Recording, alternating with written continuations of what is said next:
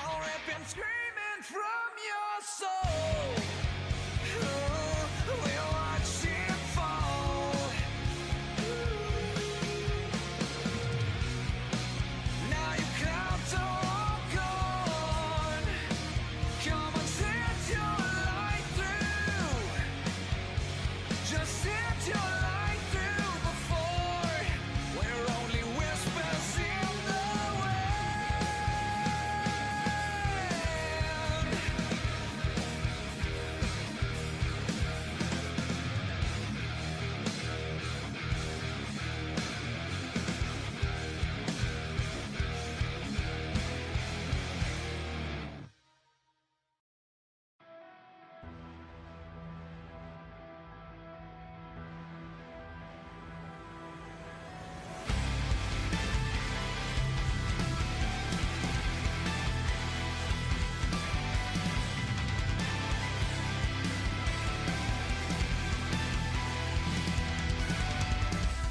You can turn my world upside down in a rush like I've not felt before.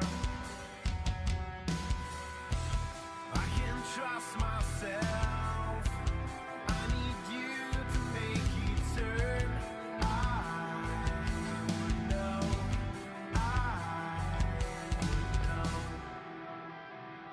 Will you follow me when the sky starts to change? Yeah, we won't be afraid.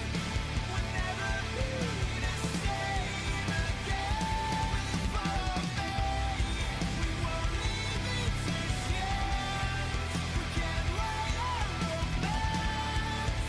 We'll never be the same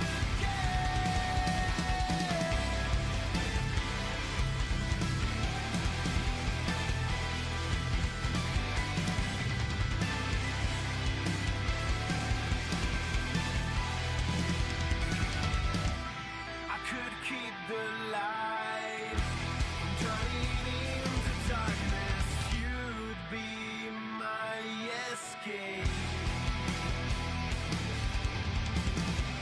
What have we been told? Easy to unfold. Future might seem out of reach, but we're getting close. Will you follow me when the sky starts to change? Yeah, we won't be afraid. We'll never be the same again. Will you follow me? We won't leave it to chance. We can't write our romance. We'll never be the same again.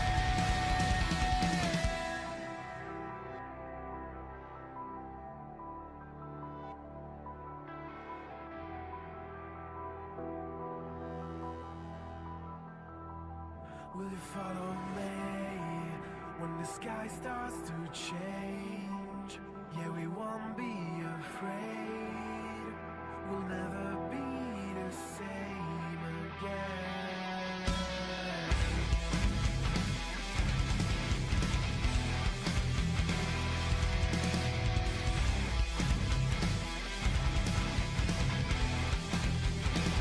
Will you follow me when the sky starts to change? Yeah, we won't be afraid. We'll never be the same again. Will you follow me? We won't leave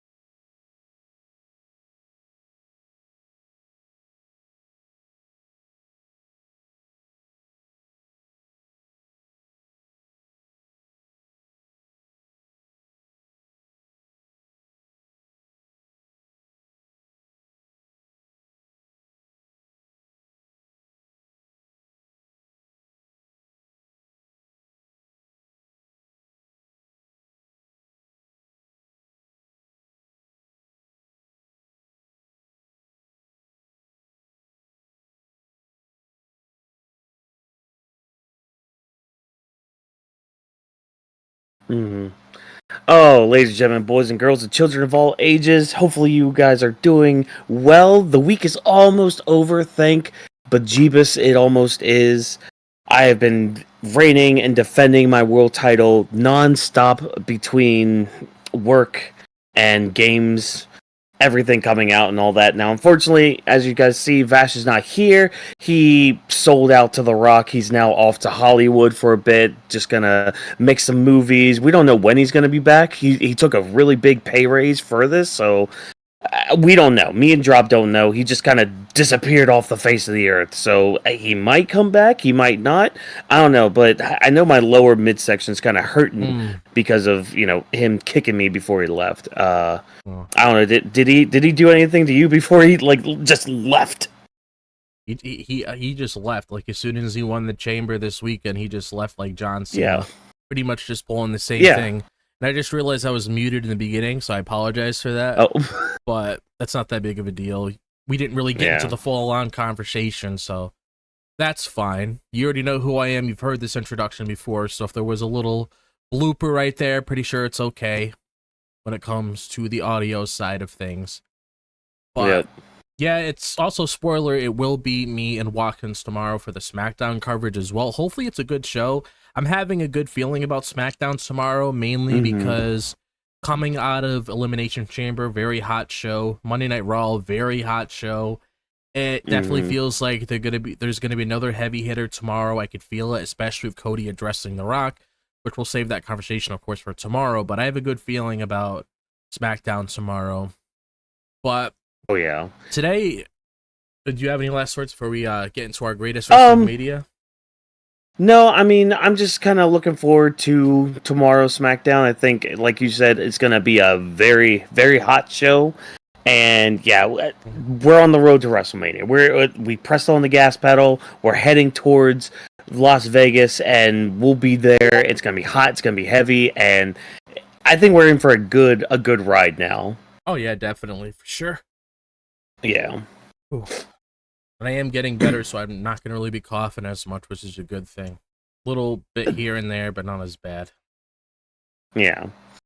But you're going to be starting the greater wrestling media, which is pretty much highlighting any indie promotion we went to, when we do, news we want to discuss, interesting documentaries or interviews from the week, and anything else in the grand scale of pro wrestling in the world.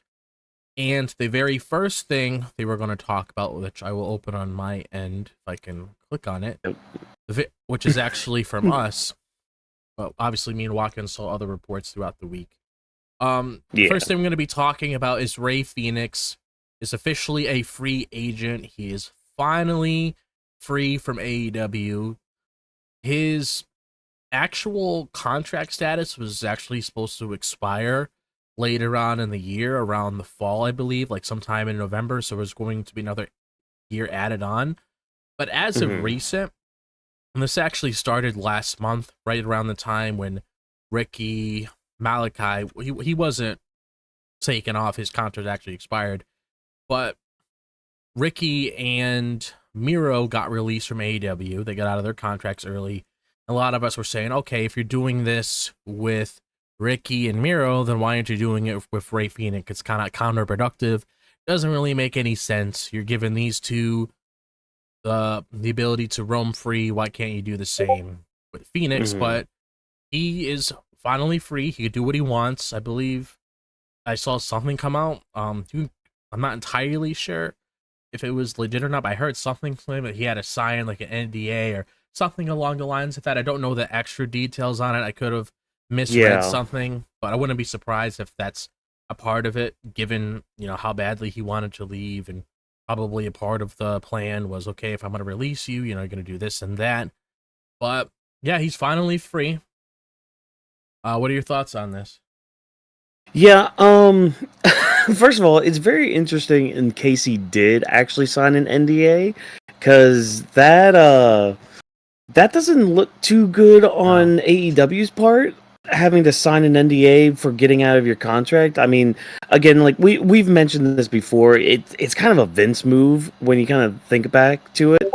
Yeah, that does not look good. But, that's besides the point. Hopefully there's not a non-compete clause on anything.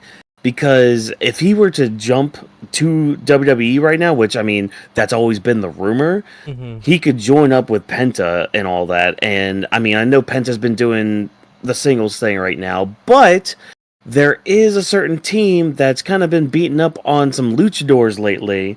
And, I mean, New Day versus Penta and Rey Fenix, that could be a thing. We still have about, by the time Rey would get to WWE, there would roughly be 4 or 5 weeks of build. So, for a quick tag match like that, I think that's enough build that you could make people be invested in. Yeah. And, man, what a way to kind of jump into the main roster than to have your first WrestleMania be not only against the New Day, but with talents like Penta and Rey Fenix showing off like they could. But yeah, I mean, I'm just excited. I'm glad he's finally free from, as the internet likes to call it, Guantanamo Bay.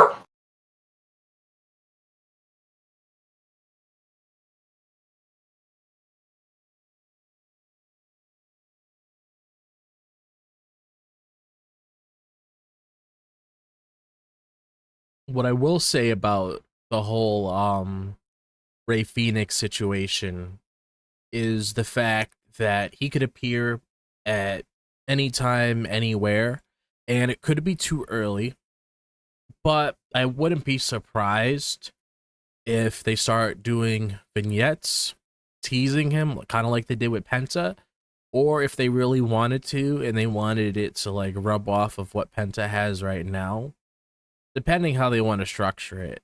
Because I know sometimes they like doing vignettes to get people hyped up for who's coming soon, so it could just be one of those things, especially since it's a talent coming from a different company that hasn't been in WWE before.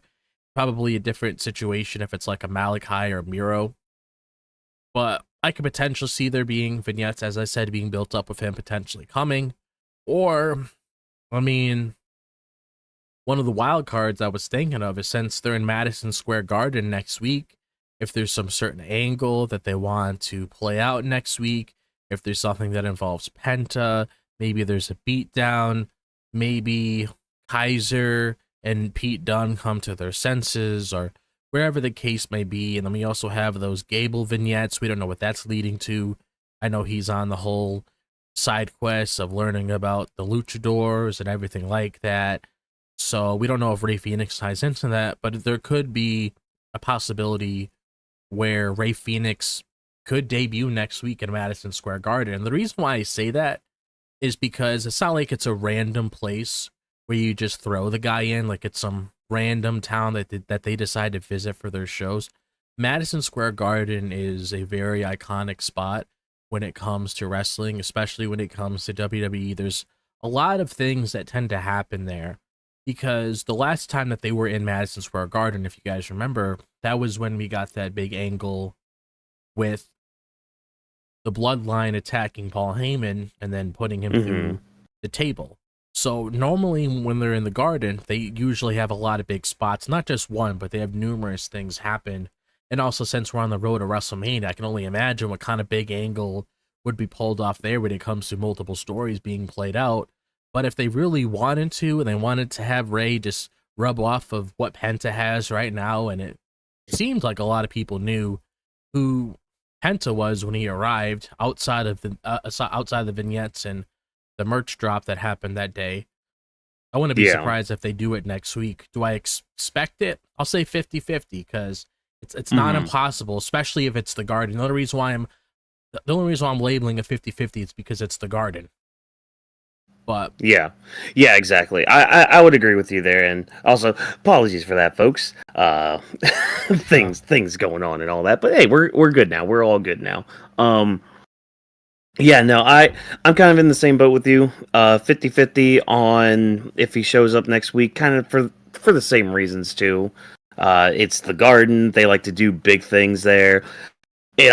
Honestly, it wouldn't surprise me either if we get another thing like what happened with Penta, where we see on the WWE shop, oh, look, there's some Rey Fenix mask available for you to order. There's some t-shirts for you guys. Yeah. He's coming into the company now. It's like, oh, great. Thank you for the teas. Can't wait to see him at Madison Square Garden. Cool. But yeah, again, I'm pretty much 50-50 like you on if he shows up next week. Yeah, because I do know that they had like a good mindset around fall of last year when it came to the Lucha Brothers, about them coming over to the company, but then things ended up playing out differently when it came to what was happening on opposite ends. But the stuff with Penta, Yeah. I know, was in the works for quite a while. That's why when you saw the merch released, I mean, it was like that.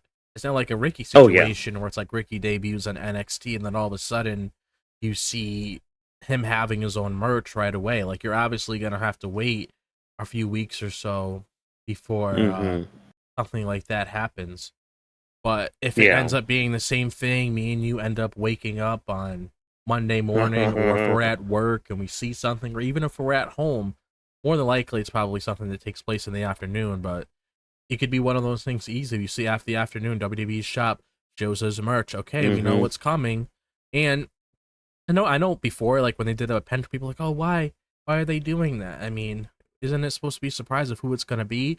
And I'm like, well, they did reveal who the name of the person was gonna be when they were showing those vignettes. They've been building up for a while, and it's, I mean, not to be that person, but it was kind of in your face who it was gonna be. So I don't really know if I could really say it's much of a surprise. The only thing you could really say that was reaction worthy is what me, Walken, and Vash's reaction would be when it comes to his presentation, the entrance, what he looks like, what the match is going to be, like we saw with him and Gable. I mean, everything was, you know, 10 out of 10 when it came to that debut for Penta. So that's a thing that I would really look into the most. But I'm just glad that he's out there. And I'm going to come out and say this just before we transition to Natalya. I wouldn't be surprised if there's a couple other names coming out of that company soon, because it's if you pay attention to like either company, you could sort of tell the sort of direction certain talents are going, if they're going to transition and leave and go somewhere else or try somewhere else. Where, and this is like very rare to see AEW do on a regular basis. So I'm wondering if there's other names here. Not saying that I'm begging for it, but I wouldn't be surprised if there's more. No, and I think we're nearing the time too where a lot of them, like a lot of their contracts would be running out anyways. Like I think 25 or 26 was around the time for some of these people to maybe, you know, either renegotiate their contracts or find somewhere else to work. Yeah. And use that as leverage to go somewhere else. Wherever that is, you know, hey, TNA, WWE, honestly, the wrestling world is kind of booming right now. So it's just like wherever you end up, you could be in for a good spot. And yeah, I mean, that's I think the best thing about AEW right now is it at least has given some people at least a leg up. Depending, you know, again, depending on where they were on the card and all that. So, yeah, I'm excited to see where Rey Fenix goes. Again, it sounds like he's WWE bound. We'll have to see when he debuts and all that. Which actually leads to like another interesting conversation when it comes to new opportunities for talent when it comes to Natalya, because this was something that I happened to see the other day that I was really interested to talk about on this week's episode with Grappling with the Week when it came to Natalya, because she's actually headed to NWA, and that's actually a really big opportunity for her. She's going to be there May 17th. We'll obviously learn about more details as the time comes. I'm not entirely sure if there's anything else outside of that, but I will say I am happy for her. And this is probably one of the things I like the most out of the new regime. Because if this was the old regime, we wouldn't be doing stuff like this, where we saw AJ Styles and Io Sky when Io went a part of Marigold, and then you saw AJ Styles a part of Noah. We wouldn't see like this if we were under the old regime. It would be one of those things where it's like, okay, you're in WWE, you're sticking in WWE. You're not going to any of these indie promotions. You're not doing this. You're not doing that. So I like how it's a consistent thing when it comes to a lot of these people. And AJ Styles and Io Sky, those are big names. Those are two main eventers when it comes to the men's side and women's side. So knowing how they had the opportunity to go out and do their thing last year. I like how it's a consistent thing that we're seeing. We recently saw Omos go to Noah. So I'm very happy for Natalya going over here, showing what she's capable of, because me and you, we've seen Natalya for years, and we know what she's capable of. We know she's a very good talent. I believe it was last year, she had a really good match with Io Sky. So I am very interested to see what this is going to do for her when she heads to the NWA. Yeah, and especially taking part in this tournament, this Crockett Cup. So, yeah, I'm excited to see what she does and how long she might be down there for, whether it's just for this tournament or maybe longer. But yeah, I like what the company's doing nowadays with kind of sending out these people as kind of like ambassadors to these other promotions. So, because again, yeah, like you said, we never saw that in the old regime. It was always just like, oh yeah, you're WWE for life.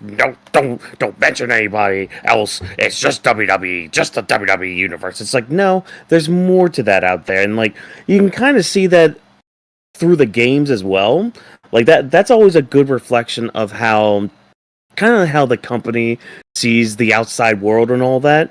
And like lately, the WWE games with like the career modes and all that, they're kind of embracing like the indie scene a little bit more. Like last year, for example, the women's side of the career mode, it was mainly about you being like this indie darling that came into WWE and all that stuff.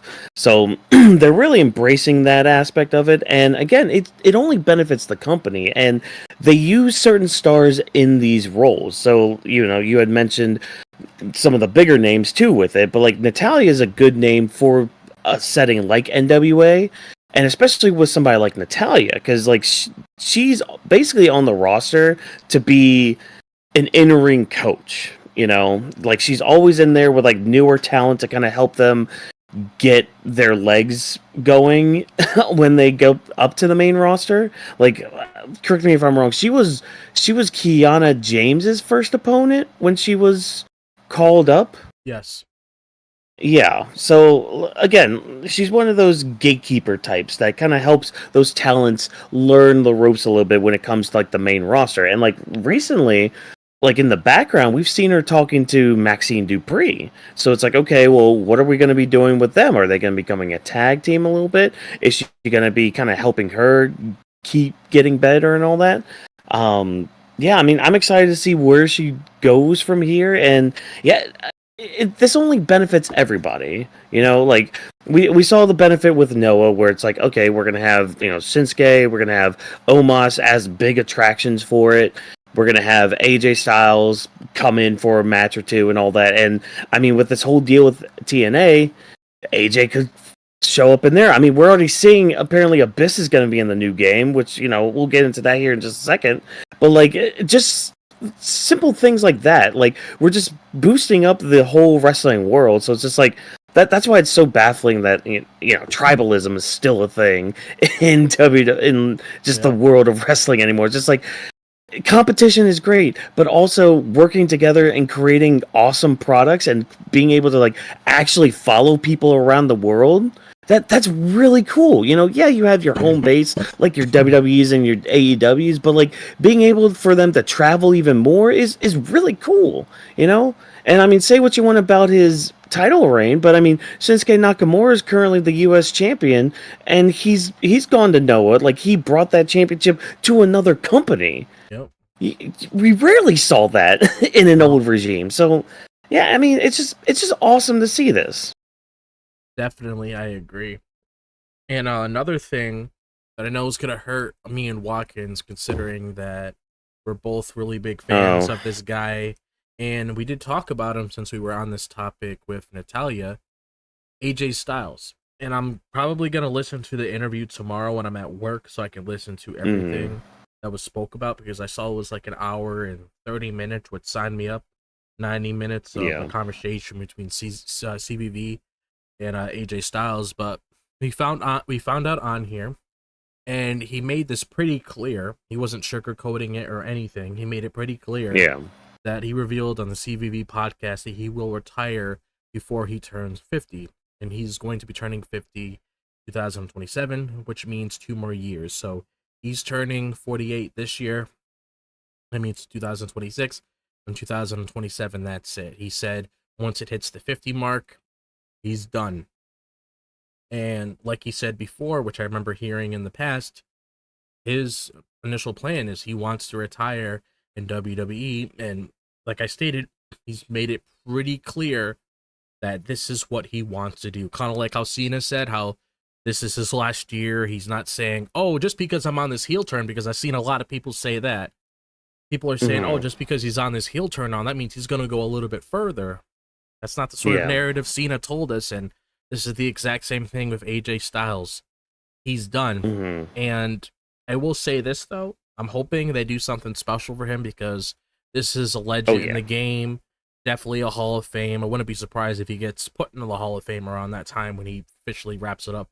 Definitely would be a really big headline for that year, and I'm hoping he gets some special treatment. I'm hoping, at the very least, he gets one last run with the WWE Championship, no matter if it's from whoever's the WWE Champion at the time or who's the World Heavyweight Champion at the time. I want to see AJ Styles with one more run with a world title. That's for sure.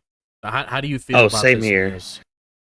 I mean, it guts me because, like, AJ's an interesting character for me, because back when I was starting to watch wrestling, like back in 2002, I actually turned on TNA one time, and he was like, him and Samoa Joe were like the two that I kind of hooked on whenever I watched TNA whenever it was on.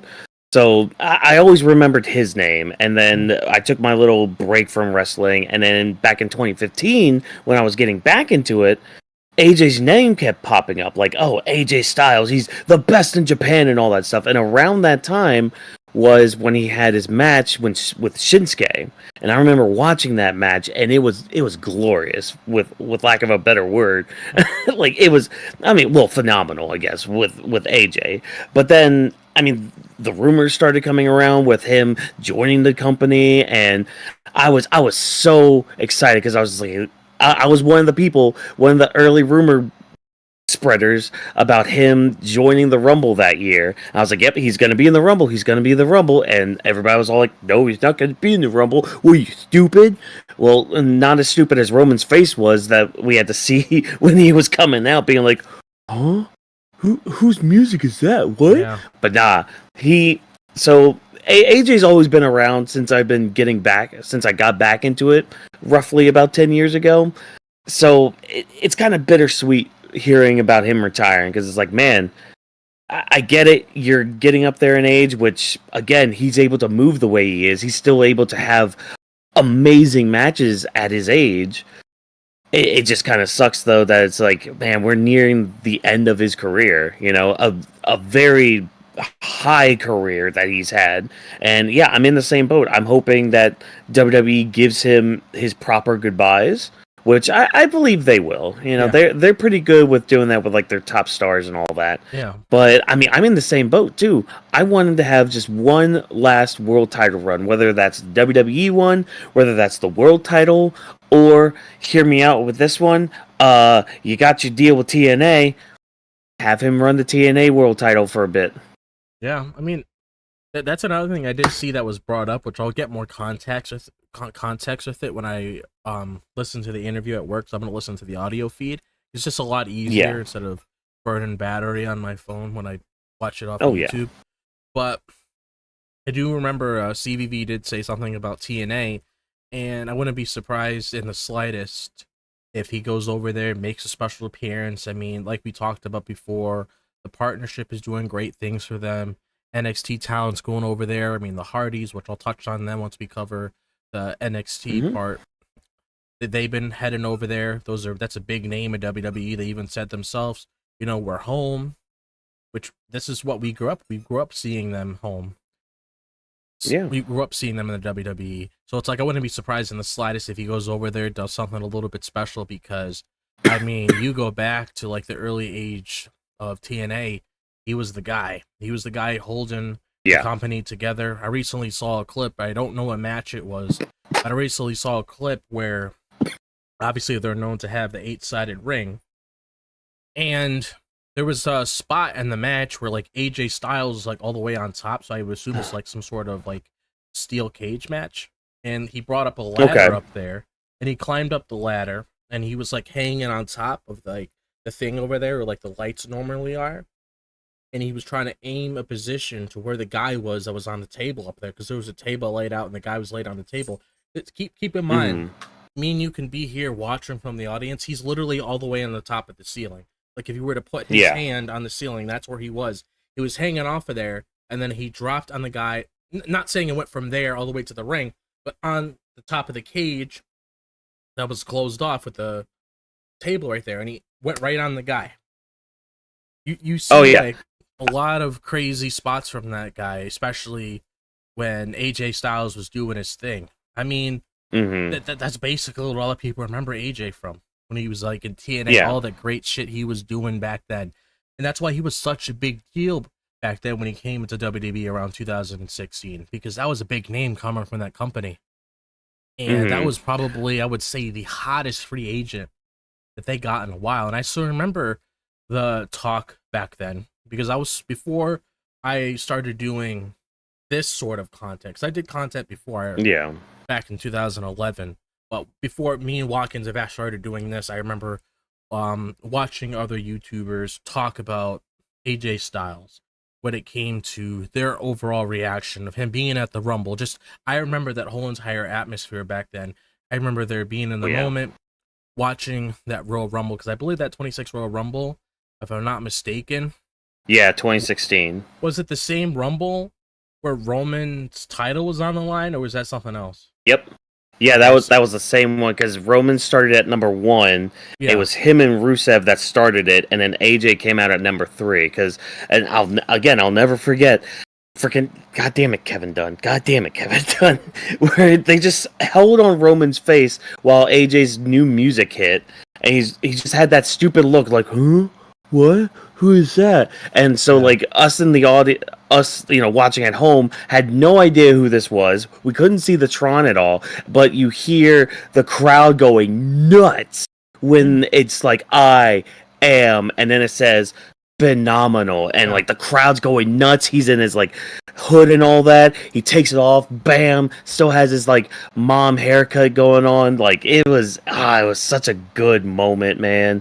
But and I think with me, like with AJ, like besides like some of the spots that you had mentioned, he reminds me a lot of Shawn Michaels back in like 2002 to like 2009 ish, or whichever year he was that he retired, 2010 I think it was.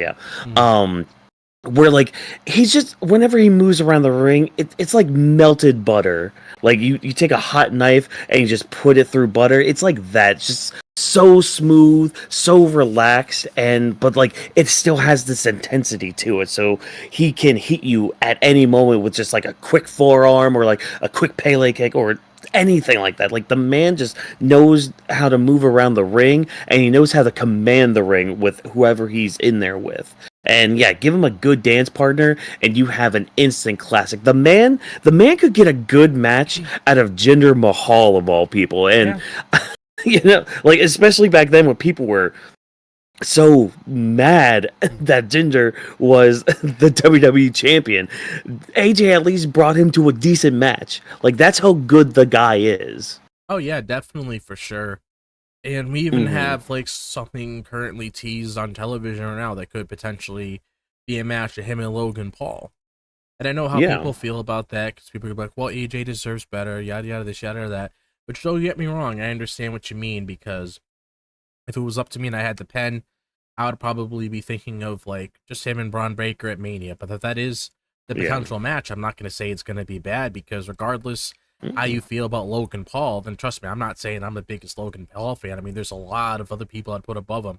I mean, I don't watch the product for Logan Paul, but I can acknowledge what he does in the ring. And if him and AJ get in a match of each other, I'm pretty sure it's going to be pretty good, because they're both very athletic. And like we talked about before, he's still able to go in the ring and do his own thing.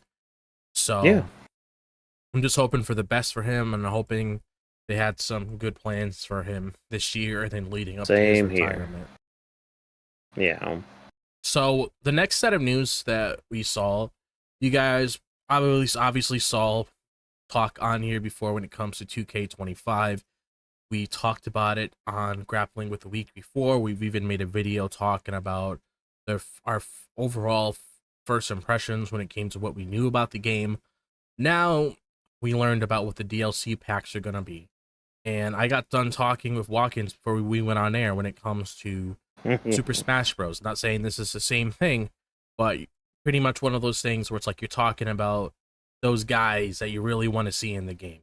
And that goes for any fighting game. You always want one of your favorite characters to be in the game, or you want one of your favorite wrestlers to be in the game, or you're just really adamant about this certain guy being here.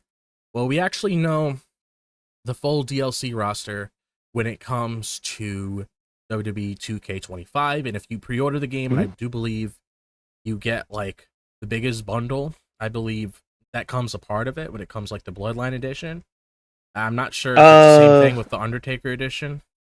I think it is with the Undertaker edition as well. Oh, okay. Because I believe so. Because because with the Bloodline edition, it's really just the extra stuff is really just like a couple extra cards for the My Faction thing, and some other attire for the island. So if you're gonna be doing that mode or just want that extra stuff, hey, just pay an extra $20. You'll be able to get it. It'll be fine. Yeah. So what we got, and we'll go over the packs here. So what we got with the new Wave pack, which will arrive in May, it contains the Motor City Machine Gun, which is Alex Shelley and Chris Sabin, Julia, Stephanie Vaquer, and a special celebrity guest that will be announced in the future. Obviously, we're not going to spend time on here speculating who that's going to be. But out of those names, I felt like it's a really good start. Motor City Machine Guns recently came to the company, I believe. What was it? It was like sometime in, what was it? I don't know if it was. Was it November? Was it December? Could have been. Yeah, December. it was like November, December time. Yeah, I remember them coming in. You know, that makes sense. Okay, Julia, Stephanie Vaquer, the two top girls in NXT right now when it comes to that current generation that they're really putting a lot of love towards. So that makes a lot of sense. Super happy to see them in the game. That's going to be fantastic to play as them. And then in June, we got the Dunk and Destruction pack, which will be released. And that set contains Abyss, the Great Khali, and 3 NBA stars that will be announced in the future. I'm not going to speculate on that, but I feel like I know what one of them will be. I'm guessing Shaq, potentially. I'm not going to go... It might be Shaq. Yeah, I don't know beyond that, but like, I'll say this first before we start going over the rest of the pack. How do you feel about like the New Wave pack and the Dunk and Destruction pack so far, based on what we talked about with that? So the New Wave pack is interesting. I think the most interesting thing, and I mean you can kind of say this too with the rest of these packs, I'm surprised Zarya's not in it, because she kind of came in around the same time Julia and Stephanie did. I think maybe like a month after or something. Actually, yeah, you got a good So you would kind of think she would have been in there, because like you'll see a name later on, and apparently there's a reason behind that certain name. And well, I actually guess 2 names too, but like I found out from a tweet why one of them was probably in there, but that's neither here nor there. But that 3 NBA stars in it though. Like I know a lot of people are mad that like, oh, why couldn't they put this person in there instead of the NBA people? And first of all, I'm just going to come out and say it. Creative character exists. There are plenty of creative people that like make great and awesome created characters. Yeah, exactly. So it's just like, they'll be available then. And plus, on the other side, some of the people that they've named, I mean, it's been a lot of NXT people, which, I mean, it kind of sucks that some of them didn't make it. But at the same time, let's be honest. Are you actually going to be playing as those people? Like, yeah. I mean, again, that's kind of a harsh thing to say. Don't get me wrong, but it's like, let's just be realistic with this. I mean, come on. Are you really going to be playing as some of those people that I can't even think of their names at the moment? So, again, just being realistic here. But yeah, I'm just surprised Zarya's not in there. Yeah, So, yeah. Yeah, that I wasn't even thinking about that until you brought it up. Like, that, I am surprised about that, because you would think, like, Julia, Stephanie Vaquer, granted, Julia and Stephanie Vaquer get a lot more focus compared to her Yeah. on NXT, because I do watch NXT on a weekly basis, and she is currently in like a little. I'm not gonna say program, but like she's pretty much with Soruka right now, which great girl. Glad she's in the game, by the way. Oh yeah. But it's like she's currently doing something with her. They're doing this little tag team thing, but it's like I'm kind of surprised she wasn't really thrown in here. Even if it doesn't really matter if she's really focused online. I mean, in the TV or not. You would expect her to be here. Not saying I'm gonna fucking shed all over this game. She's not here. I'm just kind of surprised. Oh yeah. Because you were right. They Yeah. did come out around the same time, and obviously we will go over a couple other names in here that probably makes you ask the same question again when it comes to other characters in here. But I am surprised on that. So Yeah. yeah, that definitely is very surprising. But again, you're gonna have to deal with create a character. As of that moment, when it comes to Zarya, somebody will take Zarya from whatever model and just pretty much structure whatever moveset she has. There is the feature on there where you can like take a picture of the person's face, put it on someone's body to make it realistic. I did see somebody playing around with that online. They were trying to do something with Edge to put him in the game, to have his face. There's a lot of customizable options, especially on PC. Reason why I brought up on PC is because I'm a console and PC gamer, but like Vash said, like not Vash, wow. But like, wow, but like, wow! I did not sell out. Yeah. I did not shave my head. but like Watkins said, I mean, when you're playing games on PC, there's always things known as mods, and even when you do that, it's like people mod over the characters where they literally rip the game, they put it in some sort of editing software and do an identical replica outside of using whatever features in the WWE game. And they just insert it in there and they bypass it to put their model in there, as well as putting the music in there and the custom Titantron and everything. You just have more freedom on PC.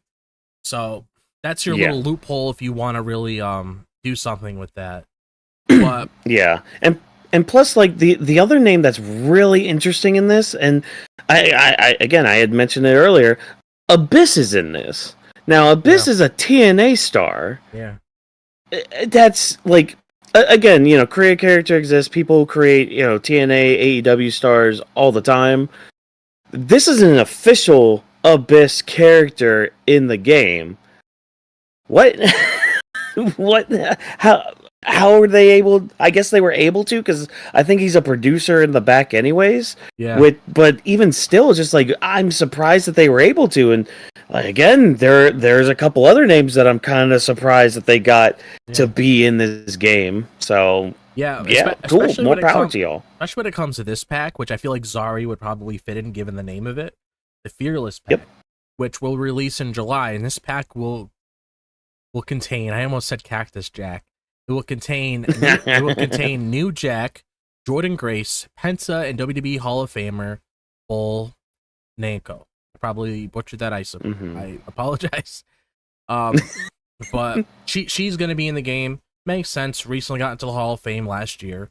Penta, obviously, he recently came to the WWE the second week of January to have his really big spot there.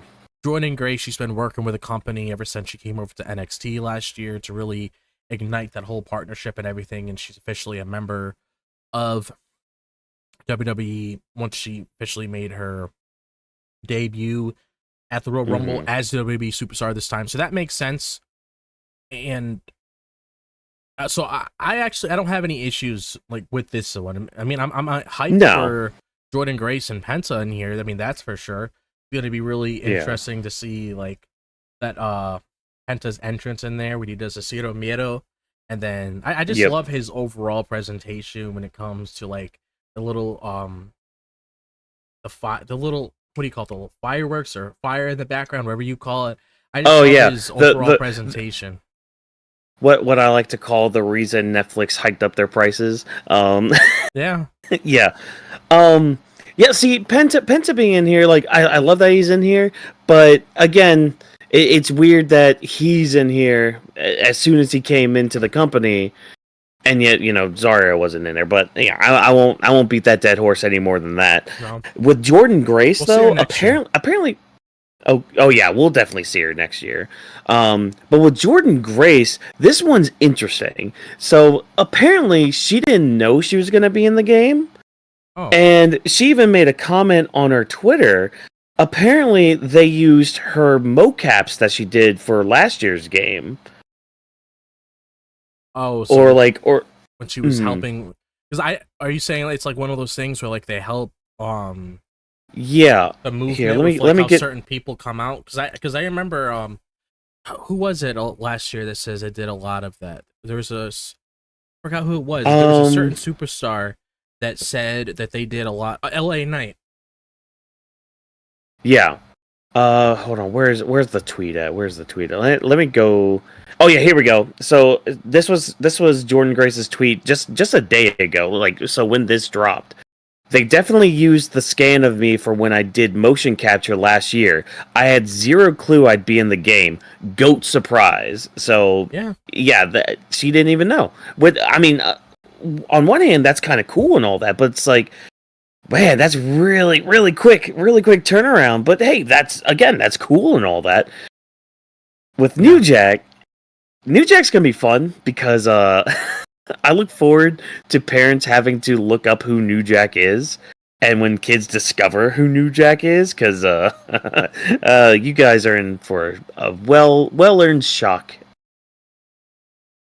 Because that man, and apparently, well, I might be getting confused with people. Apparently, he's super nice, but that might be somebody else I might be getting confused with. But yeah, Yeah. the Fearless Pack that's looking pretty fun. Mm. And after skipping August, the game will drop the Attitude Era Superstars pack in September. That will feature Billy Gunn, Road Dogg, D'Lo Brown, Mark Henry, and Victoria. I'm okay with this. Have no issues with it. Yeah, Have no issues with it at all. yeah, And then the no last notes. and the last DLC pack will come in November. So they try to spread this out throughout the year, which is nothing new. It's been a regular thing they've been doing. But Yeah, since the last DLC pack will come in November, as TK will drop the Saturday night's main event pack with Jesse Ventura, Mr. Wonderful, Tito Santana, Junkyard Dog, and Sid Justice. yep, yeah. Again, no notes. I'll be happy to play as them when that DLC drops. So yeah. Again, no notes. So moving on to our next discussion, and we actually talked about her. And outside of Io Sky, because I was super ecstatic when she won, you guys probably saw my tweet and you saw my love for her on the show coverage for Monday Night Raw when she won the Women's World title. The reason why I say that is because when it comes to Julia and Stephanie Vaquer, I absolutely love them when it comes to my favorite women superstars to see on NXT, and I have a really good feeling for them once they get on the main roster because I mean, they're Hmm. obviously getting a lot of love for a reason. But Bully Ray likes to do one of these things like after NXT ends where he has Busted Open Radio that happens after NXT. You had Ricky Saints on there before, you had Julia on there before, you've seen several people on there before, and Stephanie Vaquer was on there. And I'm gonna listen to the full interview, but I did see bits and pieces of it, like little clips and everything. I did see Hmm. how she did her little Diablo horns to put on Bully Yeah. Ray. I gotta take a screenshot of that and make that like a profile picture on Discord just for memes or just to have it as a meme, just a post, just to get a reaction on the people. I just think it was Hmm. really funny seeing him with the Diablo horns. But Stephanie Vaquer reveals that WWE asked her whether she wanted to start on the main roster or NXT. So she had an option. So you probably thought at first when she was coming into the company, oh, she's just going to NXT because that's what they like to do. They like to just, keep them on there for a bit before they have an open position on them for Hmm. them on the main roster. And then once they have something there for her, they could slot her in. But she actually had the option between the both of them, which, okay, I mean, that makes sense. At least you have an opportunity to go wherever you want. And she stated herself that she wants to take time to make sure she's fully equipped to be as successful as possible, recognizing that she needs time to learn English in the American WWE style of wrestling. And this is my take on this. I'll also read this part before I say this. She initially said main roster, but after spending some time to think about it, she changed her mind to NXT. So this is my take on this. I agree with her mindset, because when it comes to her and Julia, keep in mind, Stephanie came from CMLL, so she was pretty much there when it comes to her career. She was a part of WWE a couple of years ago. I know she was a tryout, but she has mentioned before that WWE has always been her dream, but she was on CMML. I know Julia was a part of Stardom, and she was doing things in Japan, but the main reason why, and I wouldn't be surprised if Julia had the same option as well, but the reason why they chose to be on NXT is so, like you said here, so she can be as successful as possible, and she can learn English, and she can understand WWE style of wrestling, because it's a different style of wrestling compared to CMLL or Stardom, or wherever these ladies come from around the world, because each company has like a different style of like how they do wrestling, like how you're supposed to present yourself in front of the camera if you're doing something, or to learn their certain style of wrestling so you could adjust to it. So when you're in a match with somebody, you know it from A to Z. You know how the whole rundown is, like you got the whole blueprint, so you know exactly what to do when you're in that match to fit that WWE style of programming. So I like her approach, and you can tell that she's really getting better with English, just like Julia. They're both getting better. Even Julia said, the reason why I'm throwing her in here is because they have a similar direction when it comes to how they took things. Julia's English is getting better, and I heard she's taking classes. Probably the same thing with Stephanie Vaquer as well. So I like how they're taking their time to figure out exactly what they want to do, so they can be fully ready whenever they hop on the main roster. And another reason why I like this as well is because even though they could have been on the main roster, I'm glad that there's a time whenever they get drafted, or they have like that little call up, like they sometimes do with Kevin. I remember AJ Styles even said back then that he wished he first started in NXT too, because it's just something nice to have. Some people look at it as a demotion, where it's like, oh my god, you're in NXT, but it's really not. They're treating it more like a third brand, even though we know that's normally where a lot of people go to get used to everything before they hit the big stage on the main roster. You'll see other names like Ethan Page and Ricky Saints up there in the near future, but I definitely like how she's taking things here, because it's better to be prepared than just go up there and not really know what to do. And also, it's good to have a game plan for her once she hops on the main roster, so she's not just doing this other side thing, and we're not really paying attention to it as much as like something else that's being thrown in her face when it comes to like a main title program. Like imagine if she's like on the main roster, and you got the main focus really when it comes to WrestleMania right now, which is between Tiffany and Charlotte, and then you got Io, Bianca, and Rhea. She would probably be that little side thing that you see on the show, and then you'll skim through it. Not saying that, just basically saying like how everything's going right now. Just best to put her there when you know what you're doing. But again, instead of rambling on, you get what I'm trying to say. It's nice that she took this approach. It's just smart that she's preparing beforehand before she really runs with the ball. That's the thing. It shows that she is more concerned about her career longevity than quickly getting somewhere and trying to quickly make money. Like, she's thinking about her future, and she's looking to improve herself in many different ways, because like you mentioned, a lot of the tribalism with it is, oh, you got put to NXT, oh, that's a demotion. No, the way WWE's been presenting NXT has been way better than it ever has, and if anything, a lot of people kind of prefer NXT over the main roster sometimes. I've seen that argument happen before, and I mean, there's an argument to be made at some point. Maybe we'll have a discussion about that one day. Who knows? We'll see. We'll wait and find out with that. But yeah, it's very smart on her. It might also be, I mean, this is just a shot out of the dark, just kind of a little thing with it. This could be why we're hot-shotting her versus Julia right now. Because, I mean, maybe she feels like she's more ready to jump to the main roster, at least compared to Julia. Now, don't get me, I mean, that might that might change here in the future too. But I mean, hey, she might just be ready to move up and do some more on the main roster. Because if anything, that women's main roster needs a little bit of a boost. If I'm being honest, like it needs some good contenders for some certain titles, and just it needs a good boost. But yeah, I mean, again, it's nice to know that they are thinking about their careers. And just like Kevin said in the chat here, like AJ Styles even did say he wished he went to NXT first. He wished he took that time to learn the WWE style. Now again, since he's a master at his craft, he was able to pretty much adjust on the fly. But the fact that he had to, that could get taxing after a while, having to constantly adjust things, just doing things live like that and all that.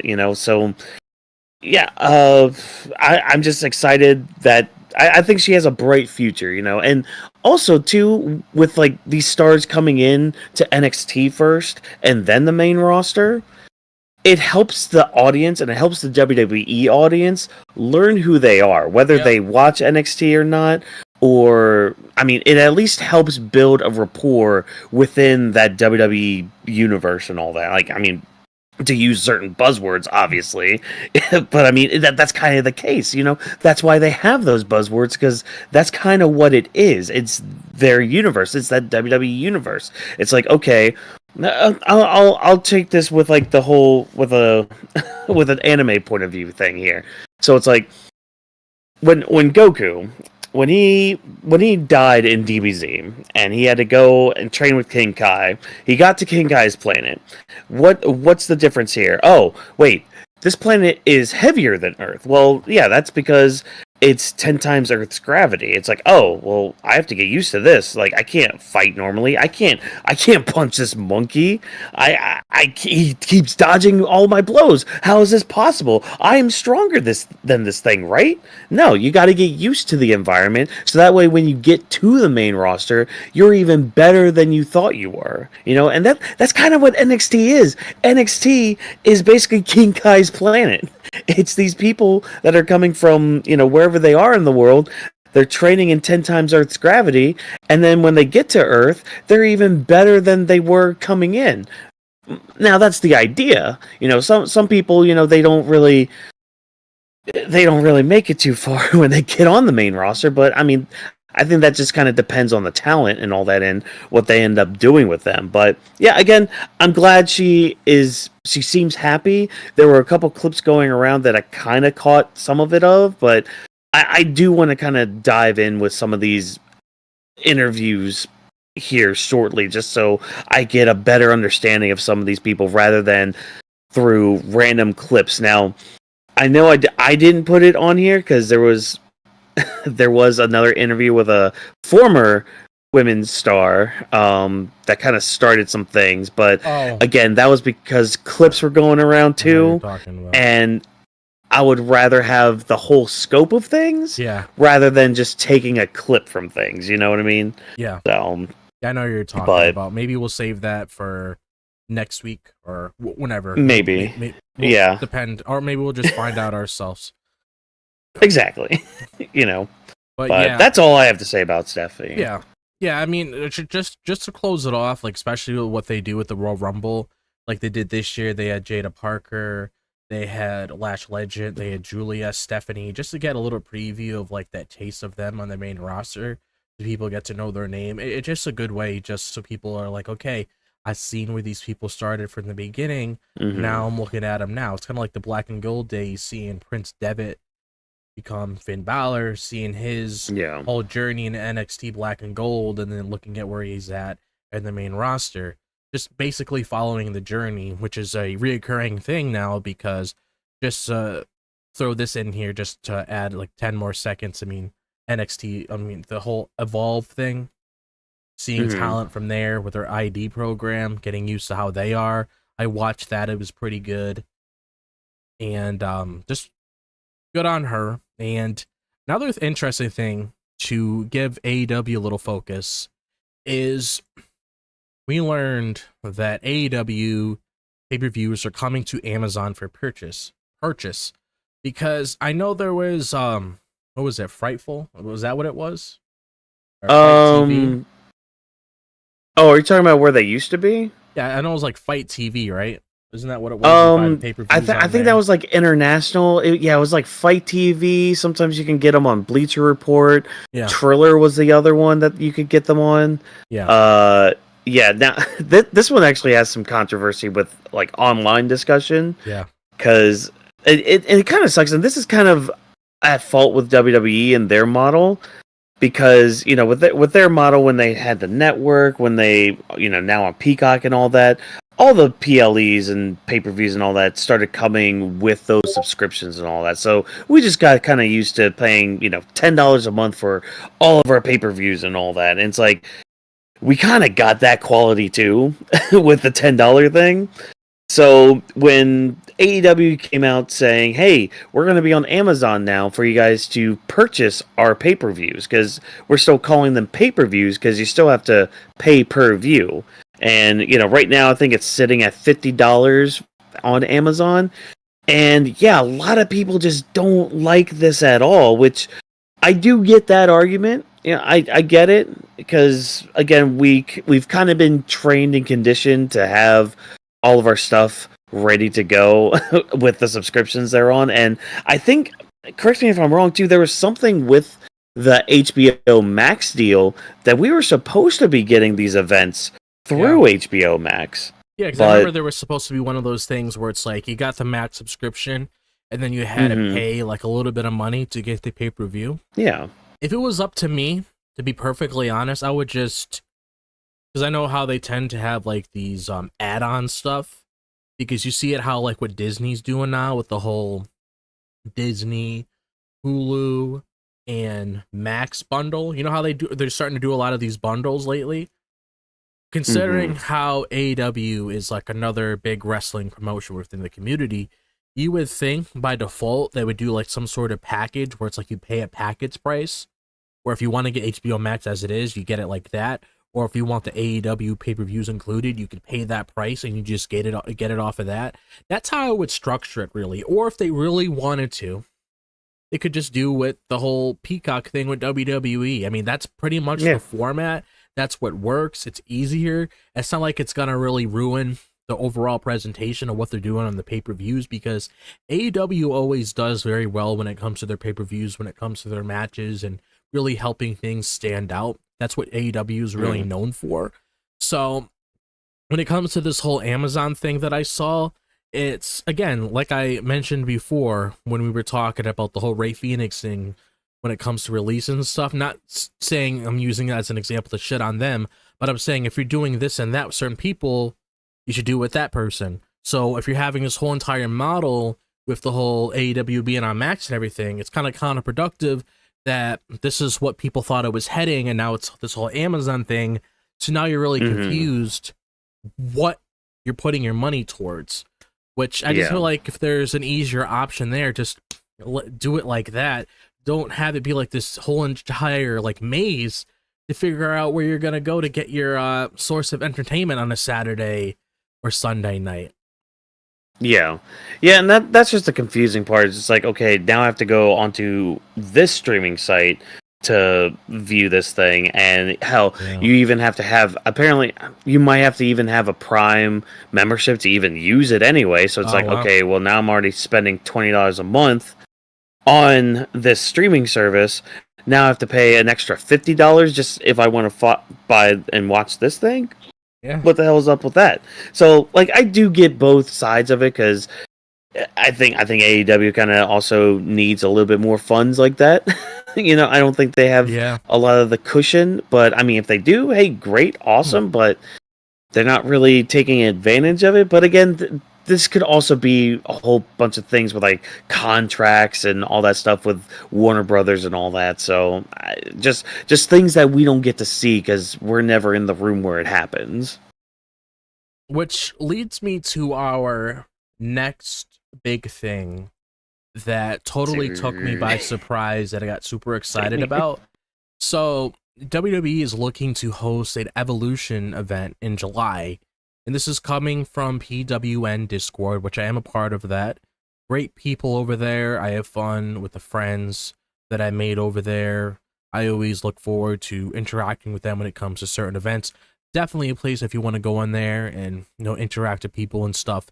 But this is coming from them, and it's also been it's out in the public on X, so you could see it in other places as well.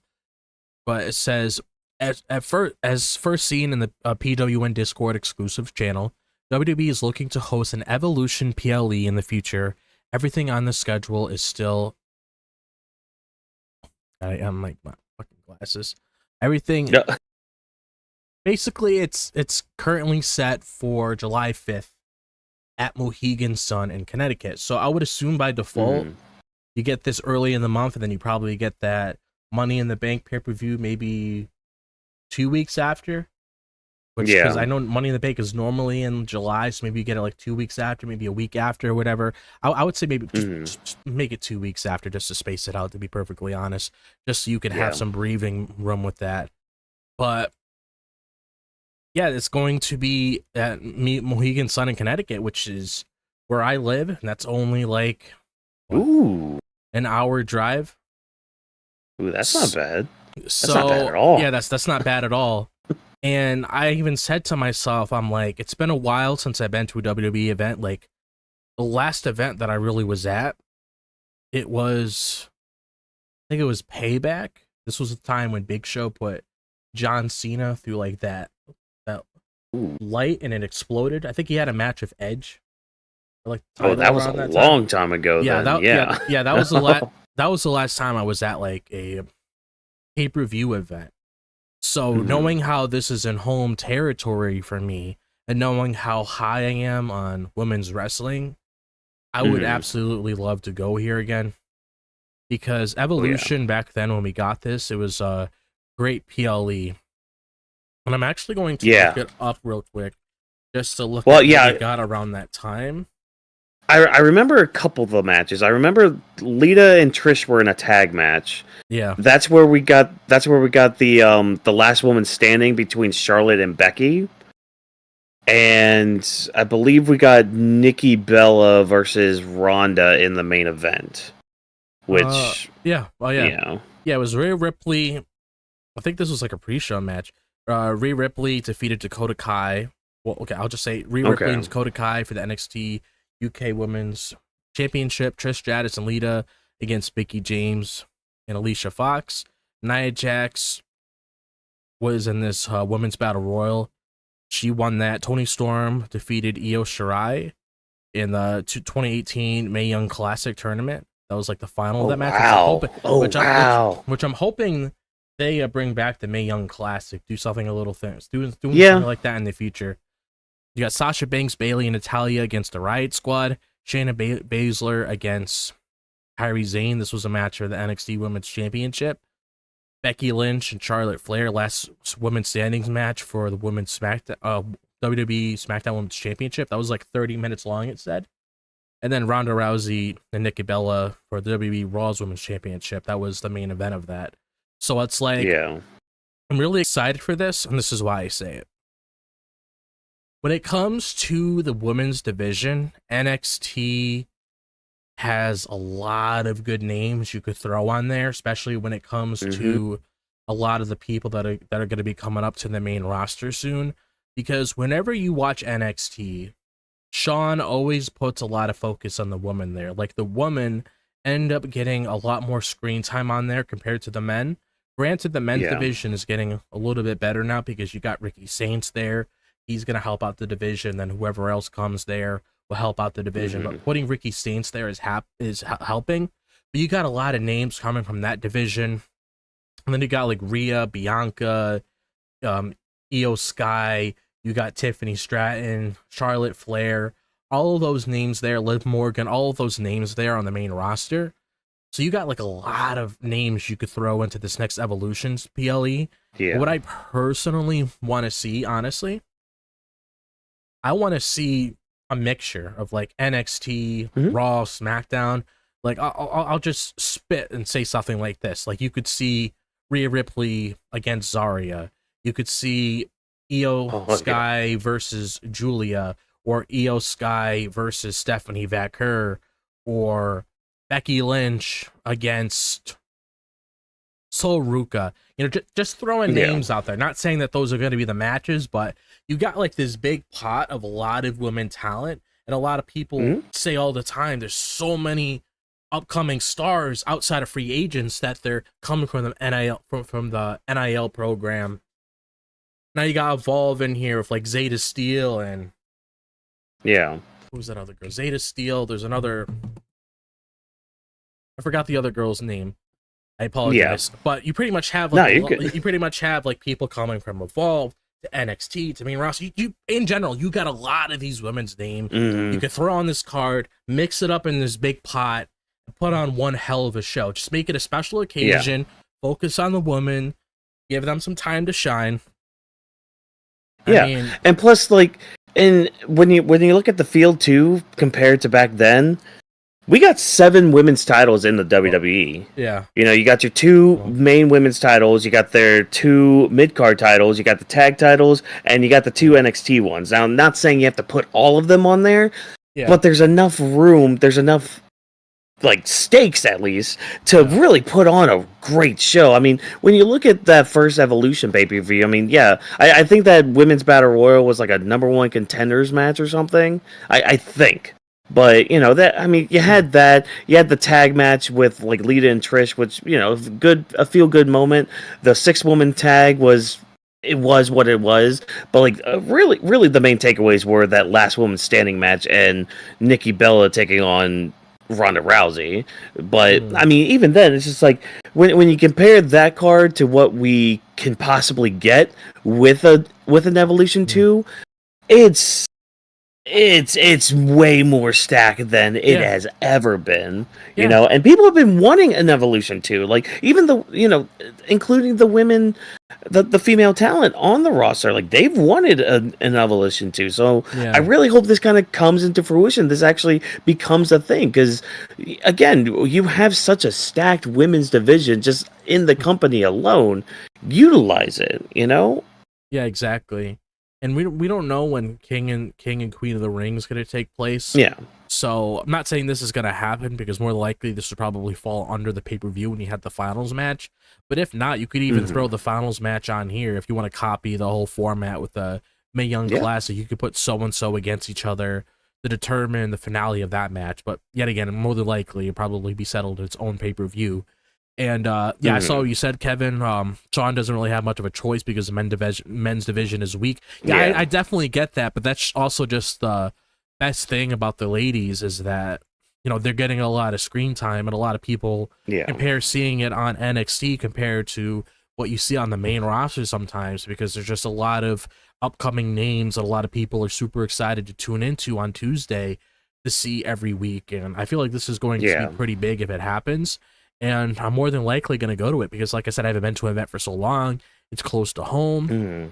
I would love to be a part of history again when it comes to the second showing of Evolution. So I am definitely super excited for this, and I honestly cannot wait until we learn more information about it.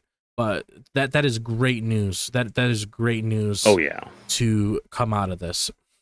And another thing that we do have when it comes to news is Saturday night's main event. So we know this is going to be a thing that's going to be spread out throughout the year.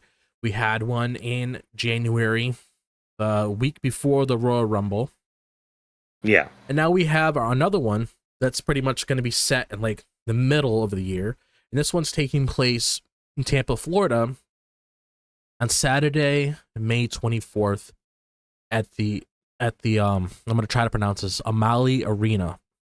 And Tampa will also host WWE and NXT Battleground on May 25th, with rumors that WWE Raw will take place May 26th in the same area, which is pretty cool that we know when the next Saturday night's main event's going to be. Like I said, you know, this is going to be spread out throughout the year. I wouldn't be surprised if you get another one, maybe like in August or sometime in the fall, and then obviously you get that other one in December. But yeah, what's your thoughts on this? A little quick spitfire. Yeah, I mean, that's going to be a pretty hot 3 days of wrestling from WWE. You know, I mean, hopefully that Saturday night's main event card is good. You know, not saying they haven't been in the past, but they keep improving with the production of Saturday night's main event, so it can only continue to go up from there. And the next set of news we have is there are plans to induct the natural disasters, earthquake, and typhoon into the class of 2025 for the Hall of Fame. So this was before my time. I was not born when they were in action doing their thing. This was probably something that I would probably have to say maybe my grandfather probably saw when he was watching wrestling, because they were probably... I don't know much about them. I don't know if you do. Were they a tag team in the they look like an 80s tag team, right? Were they 80s tag team? I think it was like either it was like 80s or early 90s that they were around, cuz I recognize both of their names. I kind of forgot that they were a tag team for a bit. But yeah, this is around the time where like my dad might have watched them or heard of them and all that.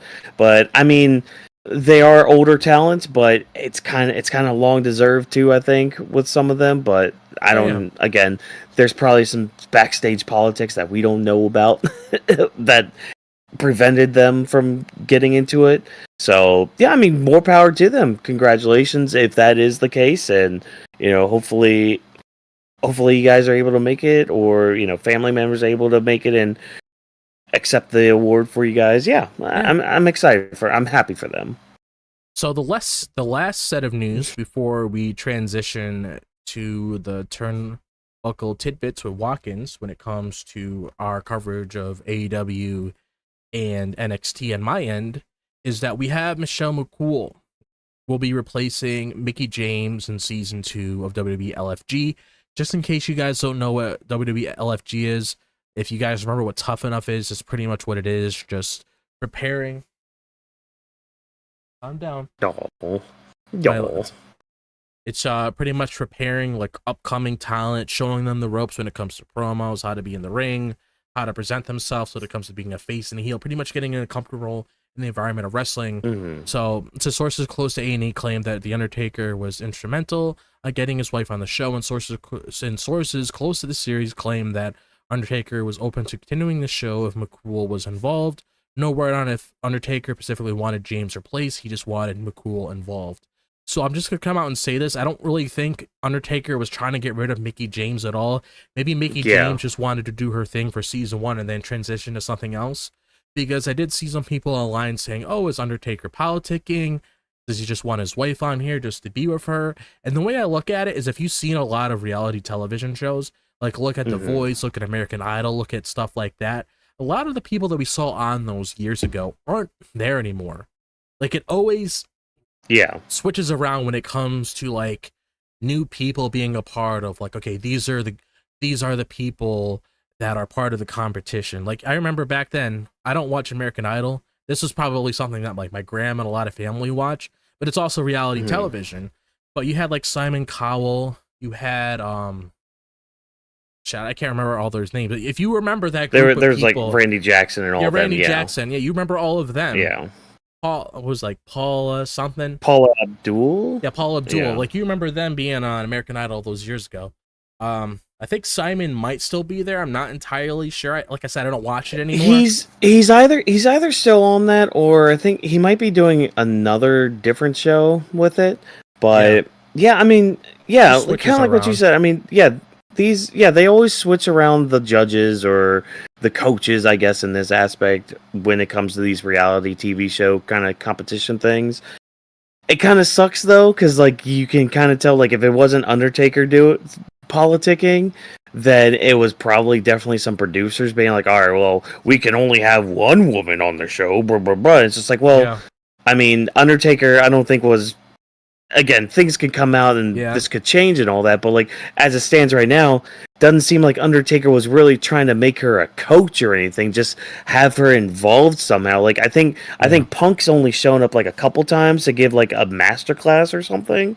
Like it could have just been that he was trying to push for, but instead they ended up giving Mickie the boot, which kind of sucks. I mean, she's a well of knowledge, Yeah, because I know at the most recent episode that I saw, which was episode 3, she was on Mhm. there and she was trying to help Danny on there, which is one of the ladies that I'm very high on. I'm not sure if you saw her. She has like Mhm. this little cheerleader persona to where she kind of reminds me of like I think I Bailey. saw her. Like Yeah. Bailey, she's she's very charismatic. She's very good in the ring. She definitely comes off as like a mean girl, even though her portrayal is a heel when it comes to promos.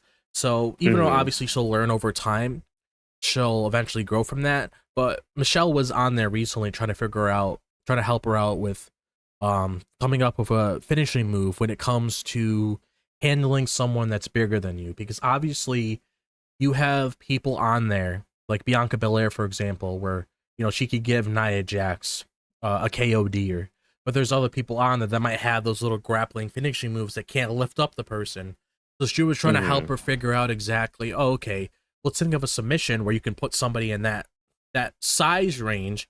You could still that's why even when I create a character like 2K, I always make sure I have a finisher and I have a submission move.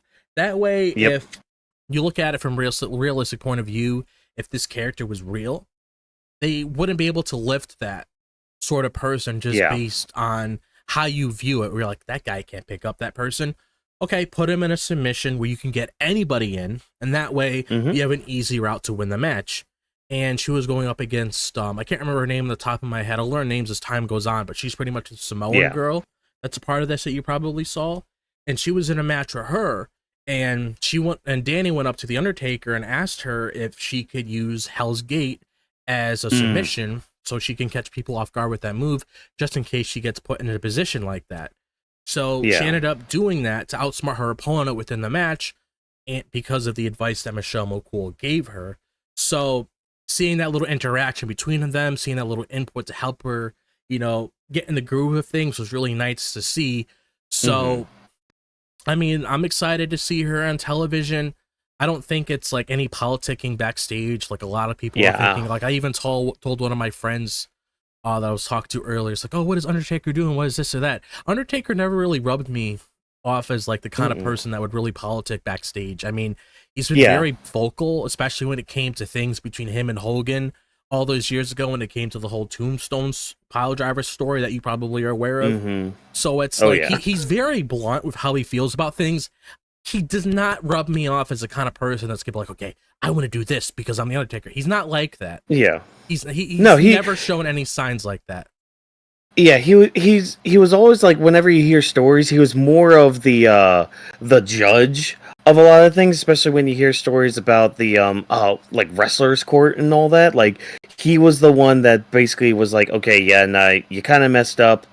You need to be punished in a way, and mainly whenever you hear about those punishments, it's usually just like, oh, you have to buy a round for the boys and all that when they go to the bar and everything. Like he was actually part of the reason the Miz was allowed back into the locker room back in the day. So I mean, yeah, Undertaker has a lot of pull, but with politicking, it's not really that much. So yeah.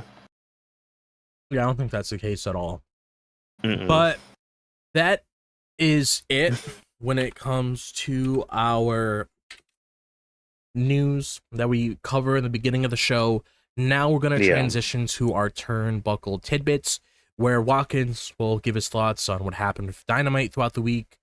Maybe he'll give his predictions for Revolution over the weekend if he wants to. It's all up to him. Yeah. And then I'll obviously give my thoughts on what happened with NXT. So let's jump into what happened with AEW throughout this week. So yeah, so Dynamite. I watched Dynamite this morning during my commute to work. Dynamite was fine. As a go home show, it was fine. But yeah, I'm kind of changing my approach to how I go about talking about it on the show, and I'm probably not going to take too much time tonight talking about a lot of this stuff. So I'm gonna start with MJF and Hangman Adam Page. First of all, these guys continue to make magic with each other. All right, they just have really good chemistry with each other, not only just on the mic, but some of the brawls that they've had have been really good. And this week's Dynamite was no different with MJF. He basically started the night outside, waiting for Hangman to get there in his truck and calling him out, saying, "Look, I'm not going to back down. Come to me, you coward." And later on, not too much later on, like 10 minutes or so, Hangman shows up, tries to run over MJF with his truck, but he slows down enough so that way he could just chase him. And MJF blindsides him going into the ring. And MJF, he rips his button-down shirt off, and he's wearing this shirt saying MJF did nothing wrong.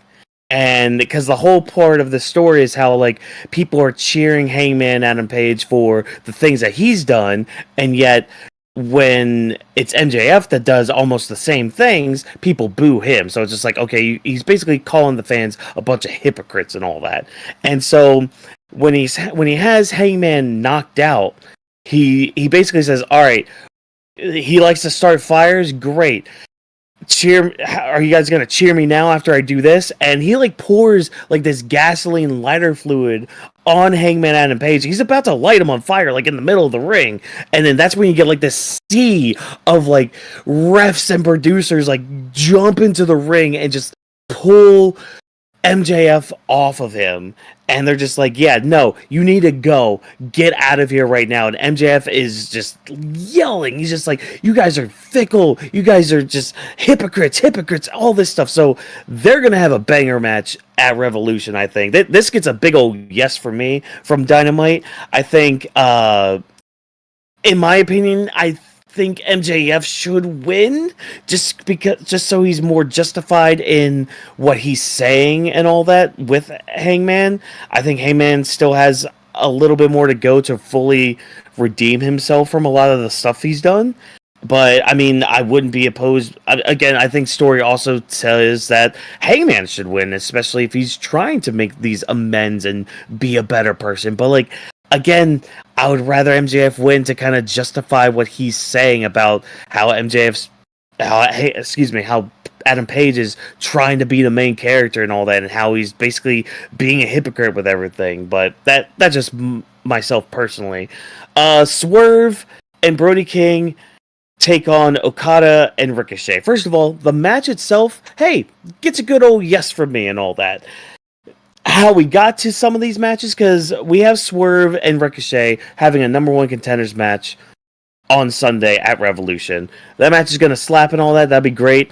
Brody King versus Okada is happening because I think from what I saw on Collision, which, you know, if you watch Collision, more power to you and the other 4 people that watch it. But apparently Brody King has been attacking Okada on there, so they're going to have a match for the Continental title. Okada's going to win that. I mean, we're going to be setting up for him and Kenny Omega, hopefully at All In, to unite those 2 titles, which, spoiler alert for my prediction for that match.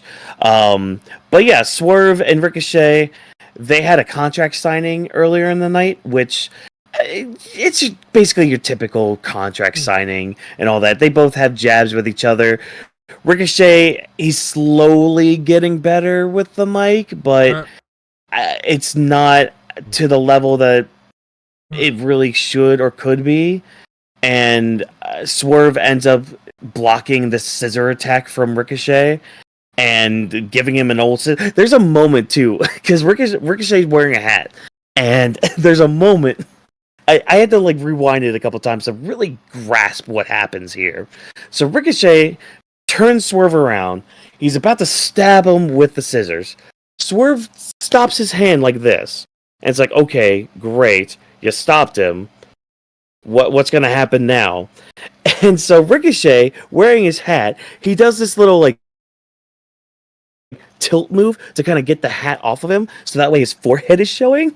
That way Swerve can get his own scissors out and stab him in the head and have him bleeding and all that. Like, it's just a small little moment like that just, you kind of catch it and you're just like, that's kind of funny. But Ricochet ends up pinning Swerve in the tag match.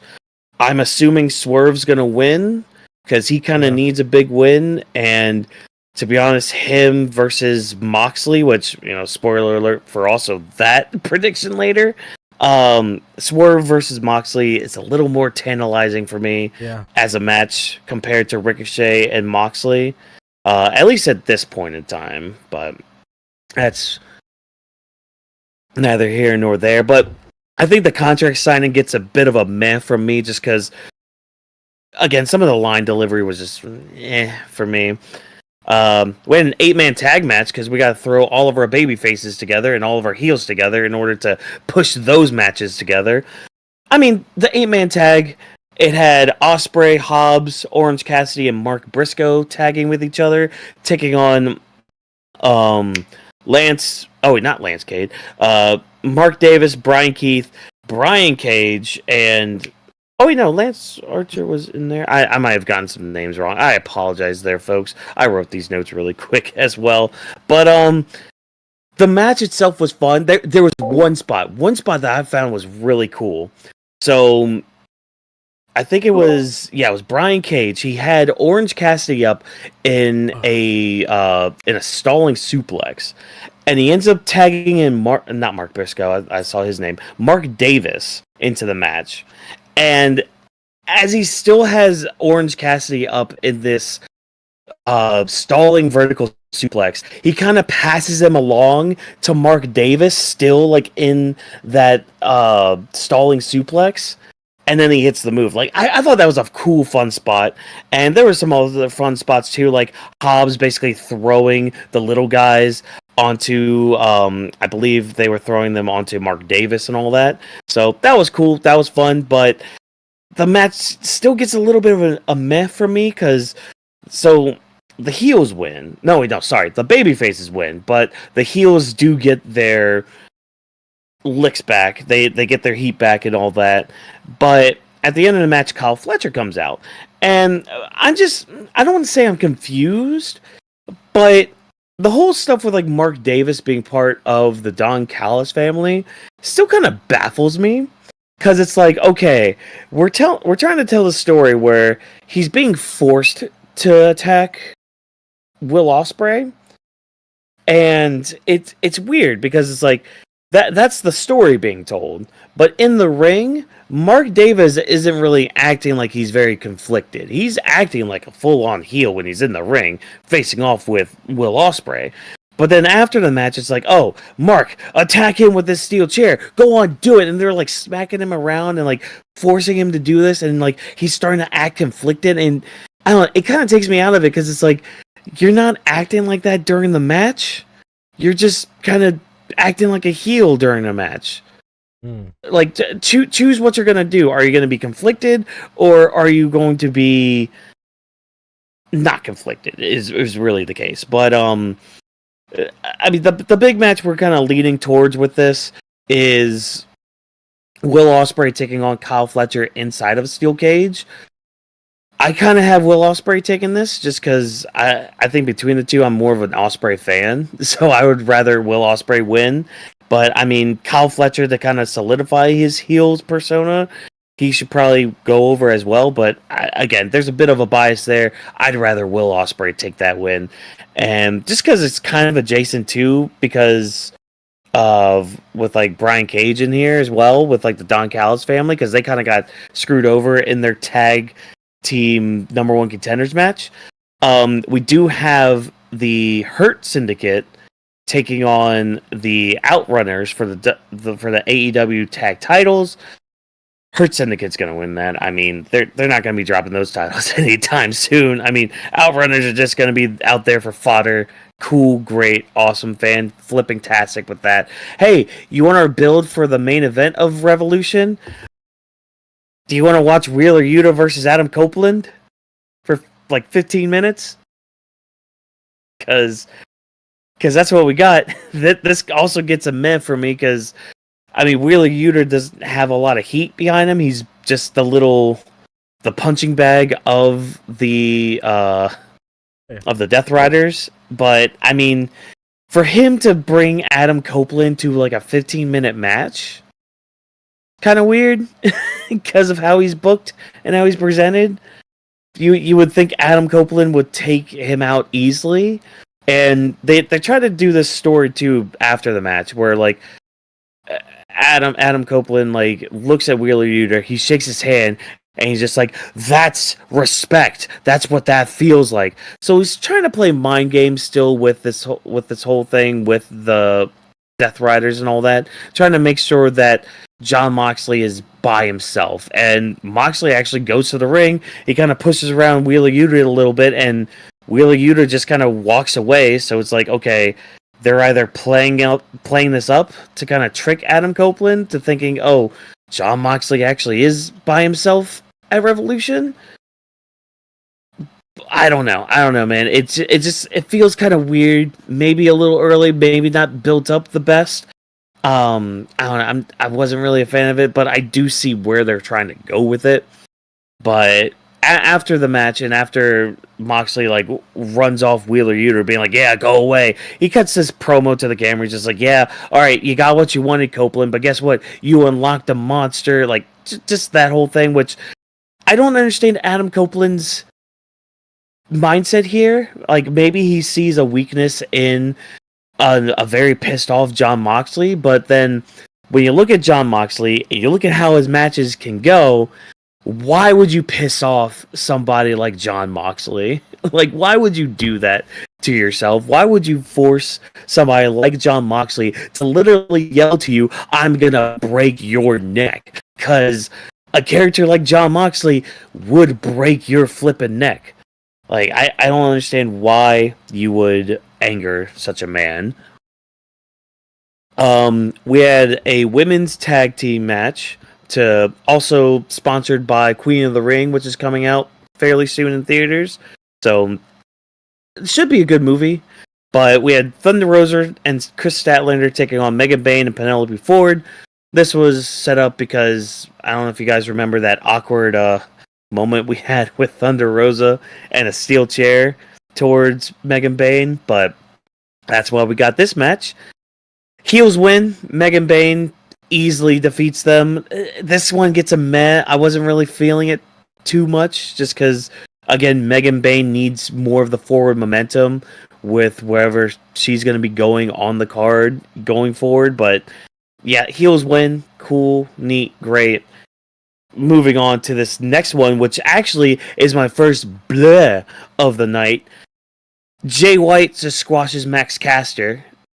Like, we're continuing this thing where Max Caster gives these open challenges to people. He loses them. He tries to start this chant for people to start, where it's like, Max is the greatest wrestler alive. And it's like, it doesn't work. I get the shtick. It's just not working. But out comes Jay White to squash him, gets on the mic and says, don't worry, Adam Copeland, I'm going to be in your corner. And immediately, when Jay White says that, immediately I'm thinking, okay, you're going to screw over Adam Copeland, aren't you? Yeah. You're going to screw him over at the pay-per-view because he's getting... I'm not that big of a fan of this heel turn. No, I'm not feeling it at all, because they literally just tagged against the Death Riders in Australia. It's like, why are you going to turn heel? What justification do you have to turn heel? Like, I don't know. That's why it gets a bleh, a big old fat bleh from it. But okay, we're getting to the last thing here, and this is probably the best thing we got on Dynamite. If you had to watch just one thing from Dynamite, I would highly recommend. It's like 2.5 minutes, I think, on their YouTube. It's the sit-down interview they had that Renee Paquette held between Toni Storm and Mariah May. First of all, Mariah May's part, she's basically like, she's pissed off and she's basically yelling at Toni Storm after she spits in her face, mind you. Like, and they don't even come to blows in this interview. Like, apparently they promised they wouldn't, but yeah, Mariah May basically spits in Tony's face to start the interview. So already we're off to a great start. But Mariah May's talking, like, she's basically yelling at Toni how, like, this is all her fault, how she wouldn't be anything without Mariah May, and just going on this thing about, like, didn't you want this? Didn't you want this trilogy with me? Didn't you want something awesome and to create this magical moment with me? Isn't this what you wanted? And like the way she's talking, it's very impassionate and very just, you can really feel the emotion coming from Mariah May. But the whole time she's doing this, and the whole time she's yelling at Tony is just straight face. Like, she's not reacting at all. She's not smiling. She's not pissed off. She's not doing anything except just staring at Mariah May. And I legit wrote down not Mariah. I legit wrote down Tony's response to Mariah May after all this, and I'm just gonna read this off to you guys because I thought this was really good stuff. So Tony's response to Mariah May, because that's the like one of the things that Mariah May had said in this impassioned part. She was like, "I'm gonna take you with me. Like, if I die in this, and I'm gonna be dragging you to hell with me." And Tony's response to all this: "You do not deserve the dignity of death." So already we're on a. Oh, I love that line. So yeah, you do not deserve the dignity of death. I sentence you to a lifetime of mediocrity. Your life will continue. Your career will continue. And it'll be good, but never great. The people will like you, but never love you. Because the star that you are will not compare to this monster that you've become. So you will dwindle, be replaced, and be forgotten. And then one day, many years from now, someone will ask, whatever happened to Mariah May? She found out what happens when you try to kill God. Oh my God. And it's like the straightforwardness that Tony delivered those lines, and just like, because afterwards Mariah like gets pissed off, she like throws the chair, and she's just like, I'm basically gonna take you down with, like, Renee basically says, I'm gonna pray for both of your healths. And like, it's just the way Tony delivers this is really freaking good. Again, just the stone face. It's almost like, what's the word I'm looking for? Monotone in her voice, just saying, you do not deserve the dignity of death. Just, I sentence you to a lifetime of mediocrity. That is like, when you think about that, that's something that you really don't want in your life. Like, you're constantly grasping to be something amazing, and yet you can't. You're just stuck at just being mediocre at best. And that's what Toni Storm is saying that she's gonna do to Mariah May. Like, in a way, that's almost worse than saying, I'm gonna end your career. It's like, no, your career is gonna keep going. It's just never gonna get to a level that it could be, because again, you're just gonna end up being forgotten about, and people are gonna forget about you because you're just mediocre at best. Like, again, if you watch any segment from Dynamite this week, highly recommend this, because it was really good. But that was Dynamite. That was my quick thoughts on Dynamite. I think, I guess with that match, keep the belt on Toni Storm. Like, just keep it on her. Like, we saw what you did with Mariah May with the belt. It wasn't really moving anybody. Keep it on Toni Storm. Like, her character work is just, it's top notch. It's unlike anything else that's going on. I would even say even WWE right now. Like, between her and Rhea, like, Rhea had a great promo like after Raw, and like we got to see a little bit of her emotion as well.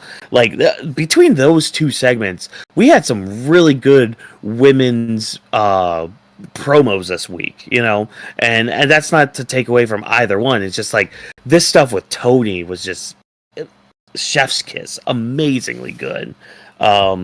But that's all I got about Dynamite. I thought about doing some like a quick maybe TikTok or something with my overall predictions for Revolution. So stay tuned for that, coming out probably around Saturday, or maybe even just Sunday when it comes out, but more than likely Saturday. So I'm gonna just pass the baton over to Drop here, because we have some NXT goodness to go through as well. Yes, that is true. We do have my thoughts on NXT when it comes to Tuesday's show, when it comes to everything that is currently going on. I'm not going to spend too long on this, just going to give my quick thoughts when it comes to how I feel about the certain direction, when it comes to certain ways that these characters are being portrayed, everything along the lines of that. You'll get what I mean once we dive into it.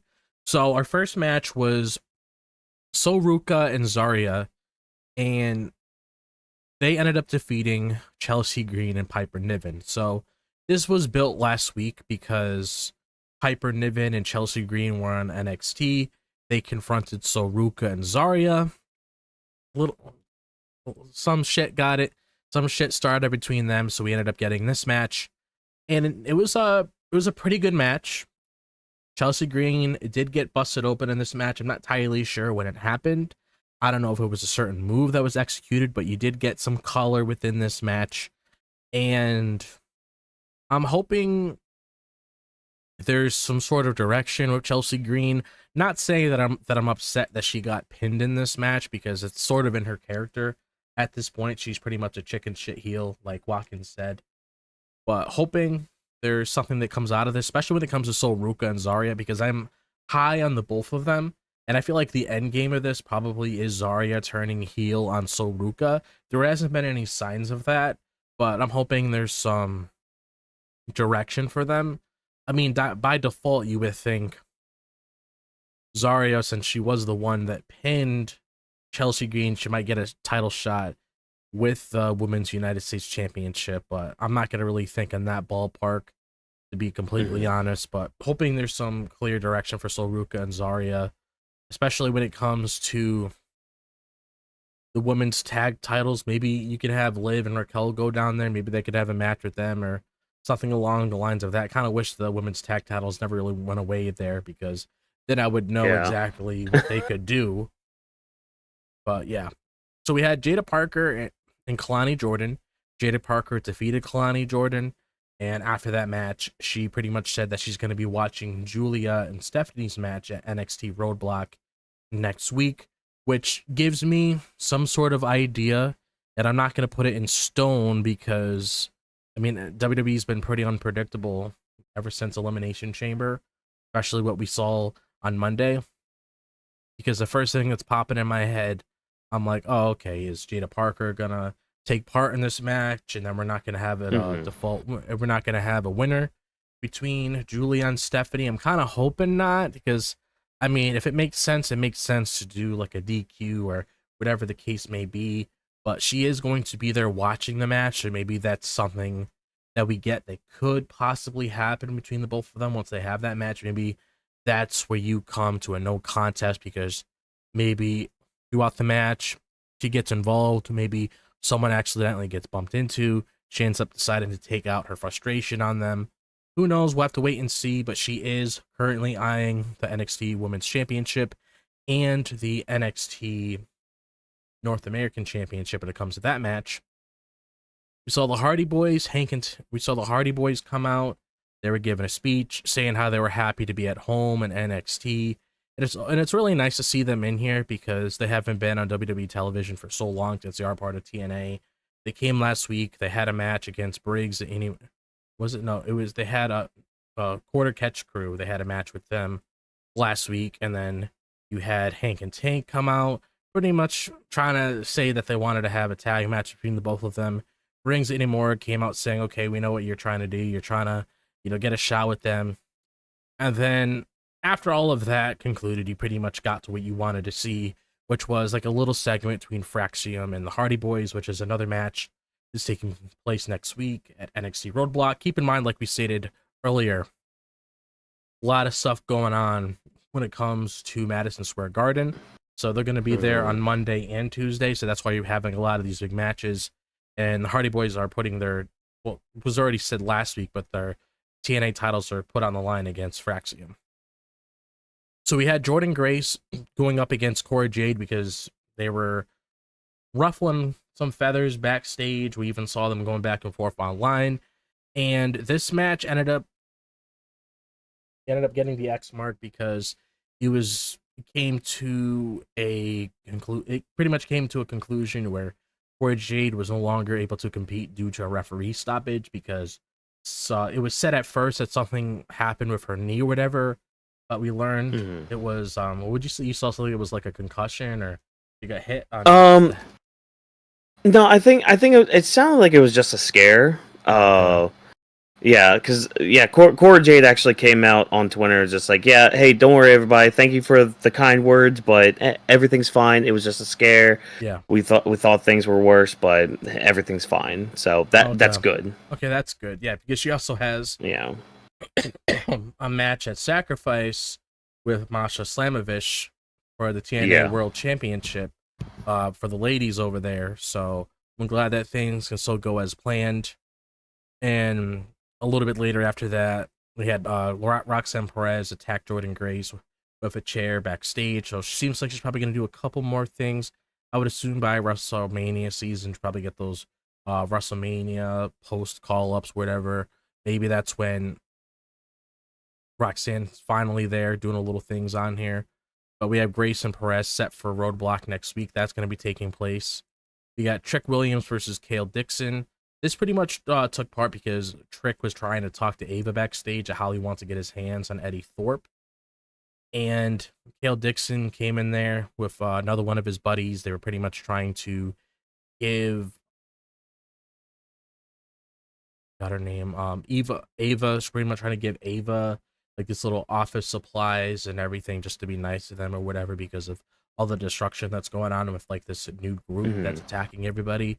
And Trick got in their face, told them to go off. Trick has really, he's been like a more edgy lately when it comes to him like really getting in people's face because of that point where he ended up losing the title to Obafemi, and ever since then he's been on decline.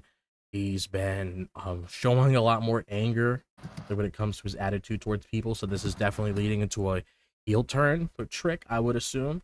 I wouldn't be surprised in the slightest if he's the leader behind this new group. I know that's a popular theory in the fandom that could possibly be a thing with Trick. You never know. We'll have to wait and see with that.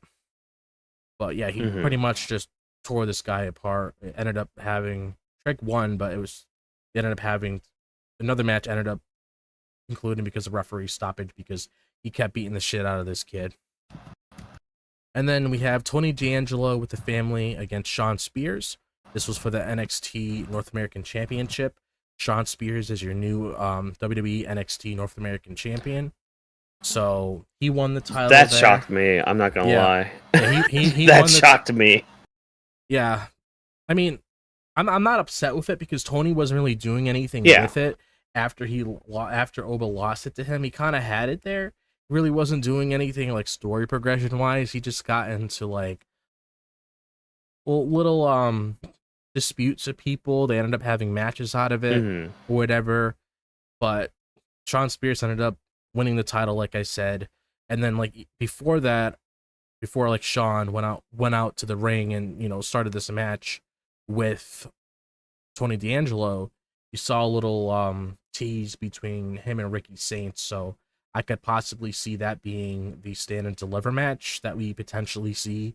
So it seems like they're gonna have Ricky Saints go for the NXT North American Championship first, have a run with that title for a little bit, and then probably go after the NXT Championship shortly after. So I would assume this is a nice spot for Ricky Saints. Get him started with this and then move on to the next, because it's been a normal thing to really have somebody start with mid card and then work their way up to the main title on that brand. So that's definitely going to be his next feud, and I would assume Spears probably holds this until that stand and deliver, and then Ricky probably wins the title there. I would assume that would be the smart move. They're probably going to keep Ricky protected for a little bit, give him something to do in the meantime, because you currently have stuff going on in the main event scene, at least when it comes to Oba with that match at Moose, and possibly get another match between him and Trick before maybe Trick heads to the main roster post WrestleMania. Yeah. Maybe that's when you get that whole reveal that Trick was behind the entire attack. That's why things happened to Oba when he got attacked along with Fraxium 2. So that's what I'm thinking that's happening. But other than that, though, that was pretty much what happened on NXT. Just to give a couple thoughts I saw on here. Well, I gave you guys like 10 minutes of discussion when it came to NXT, but that's pretty much what happened onto the show. NXT Roadblock is next week. We got the Julia versus Stephanie Vaquer match. Both titles on the line. Obafemi versus Moose with the NXT Championships on the line. The Hardys versus Fraxium. The TNA titles on the line. Jordan Grace versus Roxanne Perez. Just a normal undercard match. So there's probably another match I'm forgetting, but it should be a good show. Yeah. That it should be. It really should be. So, I'm looking forward to it. So now we are going to move on to our topic that closes out the show, which is the hot topic. And normally we have a topic that we do every week, and it's not the same topic. It's always something different. So today's hot topic is from bad to good, what makes an effective heel/face turn, which you guys can obviously see from the face title, from the title of the video, and of course you could see from the thumbnail that I put with John Cena and Cody Rhodes. Like, this has been a big topic in wrestling because sometimes some heel turns are successful, sometimes some face turns are successful. The way that they're executed, we'll definitely give some examples here when we dive into our discussion, talk about a couple memorable turns in wrestling history and what really made them impactful, which obviously will probably, give some insight on what we talked about over the weekend with the whole John Cena thing. But yeah, let's just dive into this because this should be a fun topic, especially just looking at what transpired over the weekend. You might as well just, start off with that first so we can transition into the overall discussion. So I'm just going to say this right here. I know we talked about it on our Elimination Chamber coverage, but I feel like it would be fun to say, since we should talk about the whole John Cena and Cody Rhodes thing, since it's still a hot topic and since a lot of people are still talking about it. What was your initial reaction, like when it happened, like just to reminisce and think about it? And then I'll give mine, and then obviously we'll dive into everything. So I remember my mind processing what I was watching. Because, when Cody gave the line to The Rock, go F yourself. It's like, oh, yeah, that's right, Cody. Stick it to him. You and John are going to stick it to The Rock and all that. Because, John and Rock's history as well. Yep. And then John, gave the hug to Cody. And the first thing that came to my mind, I'm just like, oh, John's just giving, a nasty look to The Rock and all that. Thinking, okay, yeah, that's typical. He should do that. And then, you had The Rock do his little motion of, cut his neck and all that stuff. And it was at that moment the switch happened. The switch went off in my mind. I'm like, there's no way.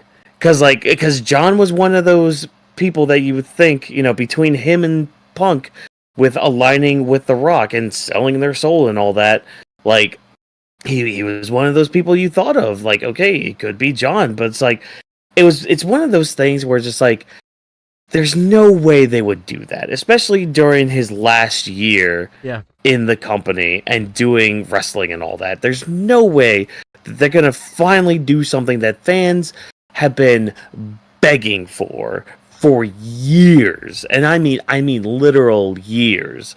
And we had mentioned too, there's a lot of history, there's a lot of moments that John can play up as a heel to justify himself. There's the stuff with The Rock. Again, there's Nexus stuff, there's Zack Ryder stuff. That's just to name a few and all that. But yeah, man, this was crazy. I remember freaking out. I had my jersey and I was just flipping out a little bit. I was already on cloud nine because he won it. Because he won the Elimination Chamber and we were getting Cody Cena. And it's all right, great, we're getting that moment. But, I mean, Cena should probably win the title. I'm just going to throw that out there right now. You can't do this massive heel turn. It's one thing for Seth Rollins turned heel. It's yeah, he's turned heel and face multiple times before. And, you could justify or not justify his heel turn by having him win the match and all that. But yeah, you kind of need to have John go over in this. You kind of need to really, really sink in that heel turn. And for the person who beats him for that title, I'd say. it'll mean a lot more because they would be saving the title. They'd be saving the WWE just about from whatever this heel John is going to be. Yeah. So, like, giving my initial reaction, like, I remember us discussing that we wanted Cody and John to feel a little bit different. Otherwise, it would just be Cena fighting himself or Cody fighting himself. That would be the match, and I don't think I would really enjoy the build that much. It was just two baby faces going at each other. So, like, when I saw Cena win the Chamber, because I was aiming for Punk, but I'm actually happy they went down this direction. Because when I saw Cena there, I was like, okay, you know, you're just gonna get that basic Cody and Cena stare down. That's it. And then The Rock is gonna say, The Rock's gonna come out, wanting his answer for Cody. Cody's gonna tell him to fuck off, like he did. And then we would just get that. You would get a beat down or whatever. Maybe John was a part of that too, since he was there. And then you would get something like that. I really wasn't looking at it where it's like, okay, are they really gonna pull it here? There was a part of me thinking they would, but at the same time, I was in the same boat where I was like, it just seems like for the most part, you were going to give Cena all these big dream matches that a lot of people wanted to see. Cody, John, and then another run with Randy, another run with Punk, possibly Braun Breaker, Gunther, all these other guys that you could have Cena go up against throughout the year. Another one of AJ, Carmelo Hayes, you know, people like that, you know, coming up and having matches with him. Basically, all these new guys coming out and then all of his old rivals. I thought it was going to really play out like that. But the fact that they did this, something that they've been wanting to do for years, and I can understand the mindset from Vince. Keep in mind, I think Vince is a piece of shit, but I can't really forget what he did for the business and everything. But if you look at how he was with Hogan, he was very protective over him when it came to making him turn heel or whatever, because that was his cash cow. And then once he went over to WCW, that was pretty much a heel turn that pretty much changed the game for professional wrestling. And I know a lot of people are putting debates online saying, oh, is this on par with that? What I would say is no, only because that changed the business. If you want to say this is mainly basically this generation's version of that, when it comes to people growing up with wrestling this day and age, when it comes to people following John from here all the way up from where he was back down all the way up until now, I can agree with that. If that's their generation's version of that. But it's the fact that they did this, it caught me off guard. I was stunned. I was like, holy shit. And then the way that the angle played out, you know, I was just, it just really hit me, because this is like the ultimate good guy who was like heel for a little bit, but for the most part, he was a face throughout his entire career. He had the whole hustle, hustle. What was it? Oh, God, I can't even. Hustle, loyalty, respect. Yeah, hustle, loyalty, and respect. That was his pretty much his motto throughout the entire year. And the fact that he did something like that, you turn heel, you finally got it, which it makes sense thinking about it now, because you got to go out for bang, do something different, not just a whole bunch of dream matches like we were originally expecting. And then you have him turn heel in his final run, seeing this different side, having that amazing segment with Punk. That's basically transitions when it comes to memorable turns in wrestling history. That's why I wanted to bring it up first, because that's like a very good transition, because this is very memorable. This is honestly, you could put it up there when it comes to a top moment in wrestling history. And because John Cena is not just some guy. He was the guy. No. And it's not just like, oh, you are the guy for right now. No, he was the guy. And I mean, so I'm going to shout out Cultaholic real quick. First of all, you know, because I really like their channel and all that. But Tom Campbell the other day had a video about this subject, you know, kind of talking about, you know, is this the modern day NWO turn? Is this the modern day Hulk Hogan turn? And one thing, you know, first of all, to really kind of solidify this as like a game changer, time is going to have to be the factor of this, you know, because it was kind of similar with Hogan, where it's like, you know, you didn't really know at the time if this was really going to change the business until time went out. And the biggest thing, like, between the two, because like they're like the biggest comparisons here. With Hogan needed that, because people were getting tired of the whole eating your vitamins kind of shtick from Hogan. They were getting tired of that nice guy kind of thing that he was doing. So it's like, okay, well, what does Hogan do? Have him turn heel. Okay, can that work? Will that work? Well, again, we'll have to try it and find out. And yeah, a very ballsy move to basically make Superman turn bad. And I mean, in John's case, for all you anime manga people out there, this is basically All Might joining forces with All for One. That's what just happened at Elimination Chamber. It's like, that's something inconceivable for happening, but it happened, and it did. But again, time is going to tell whether this like really changes the game or not. I know like there were a couple videos that came out from Cody after the beatdown and all that, and he was getting like bigger cheers than he ever did. And I mean, tomorrow on SmackDown, this is gonna, honestly, I can come out and say this is gonna put him on a whole nother level than he is now. Mm-hmm. You know what the funny thing about this guy? Ever since he came into the company, Brock Lesnar's like always been on and off when it comes to face or heel. But just continuing down that narrative, you got Brock Lesnar turning heel on him, you got The Rock turning heel on him, and then you got Cena turning heel on him. The fact that he made Stop shaking hands. Cena and Rock at the very least. That's pretty crazy because those are the guys. The Rock never came back. He was ultimate babyface. Same thing with Cena. The fact that they're putting Cody on the market like that, this is going to do wonders for him. And I'm almost on the same ballpark as you when we're talking about Cena winning at WrestleMania, because he could go either. I feel like he should, just to fully cement it. But at the same time, if there's I want to wait and see what the narrative is before we get to that point, because you never know what could happen beyond that point. But as of now, I feel like it is the right move, and I would say have Cody get it back at the end. I don't see why not. You could have him get it back, or whatever they plan to do. But it's like that's. Oh, you can continue. I was done. Oh, no, I was just going to say, like, I know I've been one of those people that have been saying, have a break between Cody's runs, have him, kind of, not necessarily, crawl. Yeah, chase again. Like, don't crawl from all the way at the bottom, but, lose the title, have some adversity to get back on top, and, like, have us get behind you again. Not saying people have been not getting behind him, because... Yeah, I take whatever I hear from the IWC with a grain of salt, with a lot of complaints and all that. But, I mean, like, reinvigorate our love for you. And this was a great way to do it with John turning heel on him. Yeah. And he's also addressing the attack tomorrow on SmackDown, so that's already must-see TV right there. So just going off of that, heading into this build to WrestleMania, I mean, I'll admit, I wasn't really for this match at first. But now looking at the direction that they're heading down, I'm completely sold. And you would think realistically, John going after 17, that's more of like a babyface thing, only because that's like a big moment when it comes to like celebrating the big moment. The fact that they're actually going down this direction and just having him win it as a heel, it's just very interesting. Not saying that he is, but just thinking about the idea behind that, of that potentially being a common moment. You would see somebody break in a record. You would expect that to be a face thing, but the fact that it could be a heel thing, that's pretty interesting. But again, that falls in memorable turns of wrestling history. That's why I wanted to start out with that one, because that was fresh.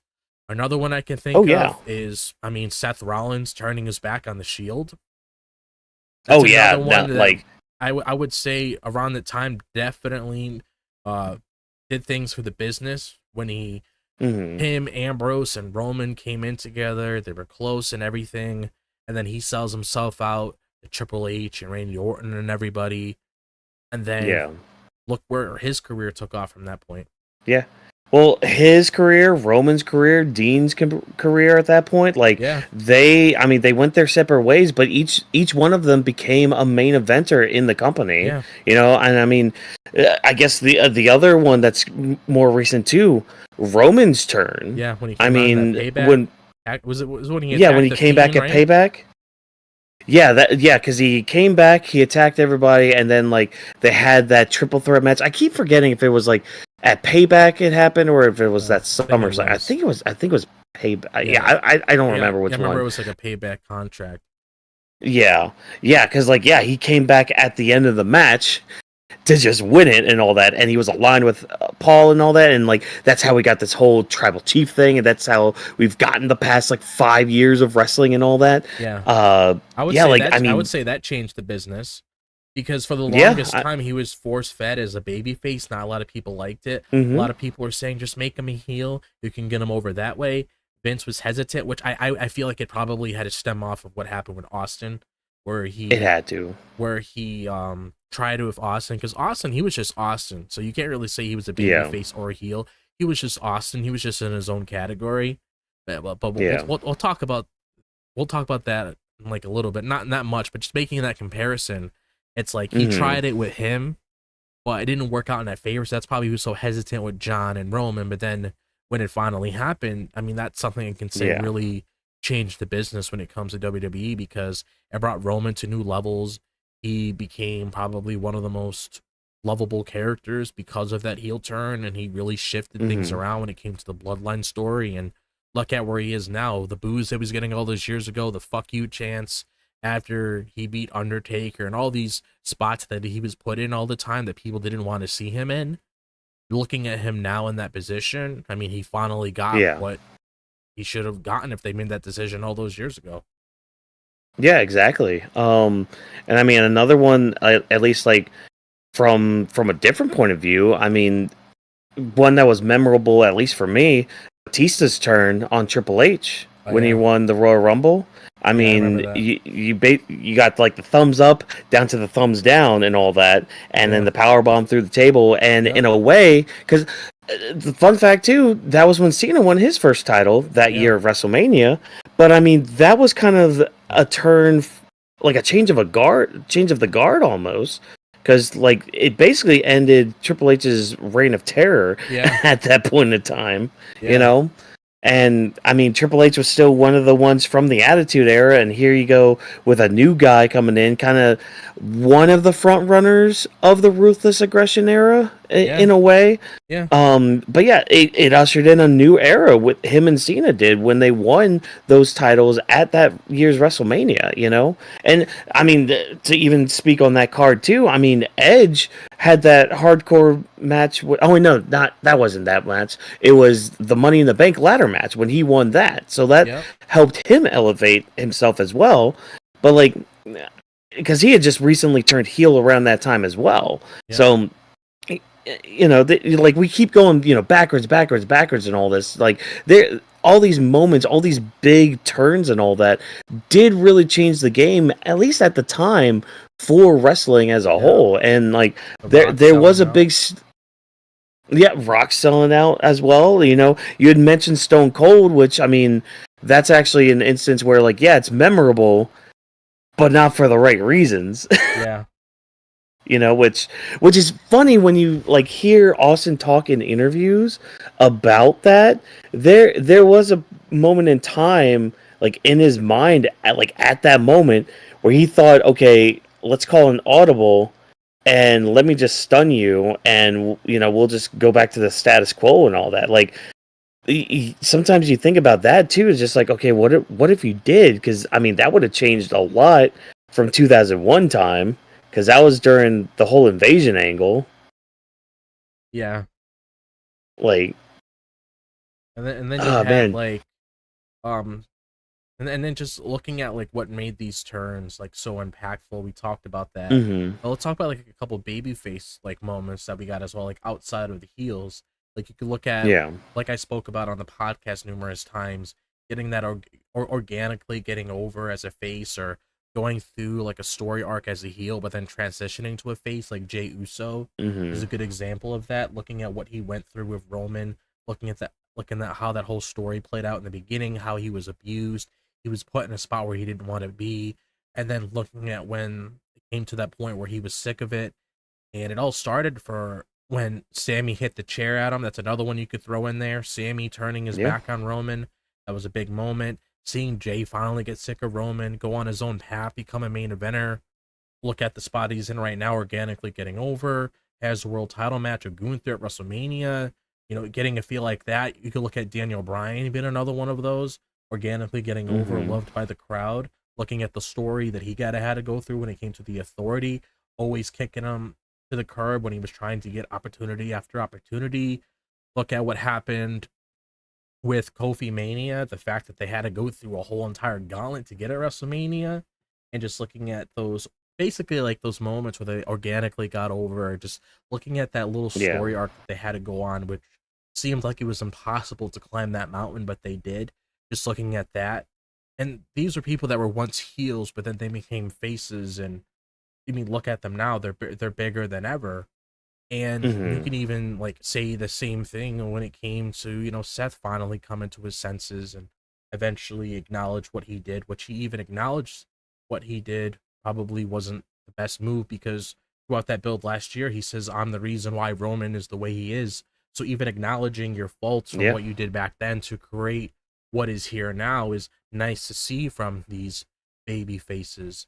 And then just looking Hmm. at people, I'm trying to think of a couple other names. Do you think of any couple like other memorable moments where you had like effective heel or effective face turns, at least when it comes to the face side of things, outside of what I I mentioned? know. Like I'm trying to think I of know some one people. one that comes to my mind because it was more impactful for me, I guess, because like when I started getting back into it, or when I was first getting into it, like back in 2002, one of the biggest feuds I was following was Shawn Michaels versus Triple H. Like that was an intense blood feud. Like Yeah.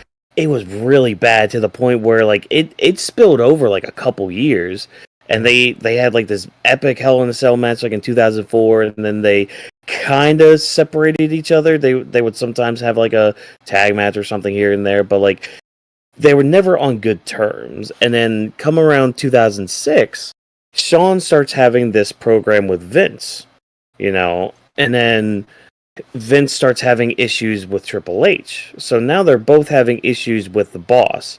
And it's like, okay, well, are we actually bringing them back together? Is DX actually coming back together? And there's a moment where I think it was the Spirit Squad like beating up Shawn Michaels, and Triple H. I feel like this is how it happened, because like it's just there's just this image that's just burned into my head. I have to go back to make sure I'm right with it, but I can just picture Triple H like on the ramp watching this go on, kind of being conflicted on if he should help Shawn or not because of all the crap they went through. Like when Shawn came back, Triple H was the one that like threw him through a car window and busted him wide open. They had that street fight. They had the Elimination Chamber that year, the 3 stages of hell, the Hell in a Cell, like all that stuff. It's like all that history's coming back, and then there's just the moment where Triple H is just like, you know what? Fudge it. Let's go. And they end up beating up the Spirit Squad. You have Vince McMahon on the ramp, like on the stage, watching this happen, like aghast, like, oh my gosh. And like they embraced in the ring, told Vince to suck it and all that. Like it was just, it's one of those moments that just sticks to my mind of like a good and just feel good face turn, because Yeah. like Triple H at that time, he had been a heel for God, like almost 4 years at that point. Again, the Reign of Terror happened during that point. We had to sit through all that, but like him coming back to help Shawn it was really really good. Just it hit hard here. And then when it comes to like other face turns, I mean, some don't really point out at me because like you kind of remember the heel turns a lot more, just Yeah. because like you're like, oh, how could you do such a thing? How could you do Yeah. such a horrible thing? Like, I mean, Yeah. I mean, another heel turn that comes to mind Kevin is Owens. Ciampa and Gargano. Yeah. Yeah. Kevin Owens Like, recently. Kevin Owens recently and all that. Just yeah, it's crazy to see, just because I feel like more with like the babyface turns, Yeah. they're more organic Yeah. with the crowd, so it's more based Yeah. off like the crowd reaction and all that. So like you don't really get too much of a sudden face turn. It's more like, okay, Yeah. they slowly become more and more good. Whereas like with a heel turn, that comes like at an instant. Shit, another one that's coming to mind just recently is when Dominic Mysterio turned on Rey and Yeah. finally turned heel. Yeah. Good wonders Like, for him. yeah, like that did wonders for his character. So, I guess another one I can throw in, like Babyface, which was mhm. organically got over since, or sticking to what you said right there, probably recent with like Bailey and Damage Control last year, seeing all the Yeah. abuse she went with them, all the shit talking, and then we got that one moment after the Royal Rumble where she stood up to them, called them out on their bullshit, and then you got that match settled for WrestleMania, which I was on board with that. I thought that was really well done. That was, I would Same say, here. like a organic moment where you saw was coming, but just seeing it come out at that moment where Mhm. she called them out and all their bullshit, said shit in Japanese that she knows that they were saying because she obviously they know a different language than she is, but she's picking up on a lot of Yeah. stuff. Even, you know, that moment right there was a memorable one that came out of the WrestleMania build. Those little ones that you see transpire right there. Mhm. Trying to think, maybe would you say like even when like Randy got screwed over by Evolution, like that's another one that was I would say an interesting moment all those years Yeah. ago. Yeah, I kind of put that under like the whole the Stone Cold column Yeah, where it's like, it's a memorable moment, yeah. but when you look at the run itself, it really wasn't that Oh good. no, definitely not. Uh I get but that. I mean, he is another example though of becoming a natural babyface just through crowd reactions. I mean, look at his work when Matt Riddle was in the company. Oh yeah, Like people were loving that dynamic and all that, and Randy was having fun, and you could tell, and it was making us just love Randy Orton even more. yeah, And then, of course, now the crowd's like he's almost beloved in a way, even though yeah.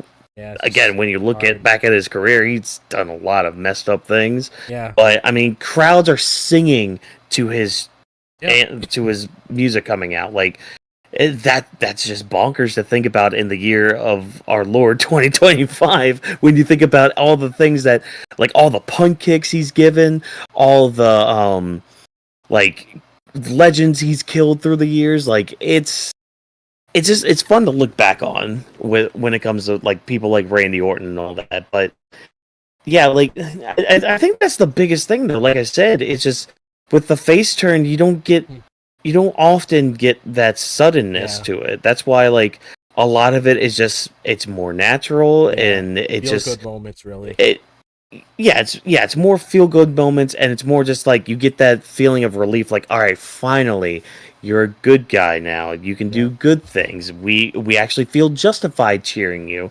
Whereas again with the heel turn it's more sudden yeah. and you kind of remember those moments a lot more. Yeah, especially like just like saying like a little tidbit of like the Cena thing.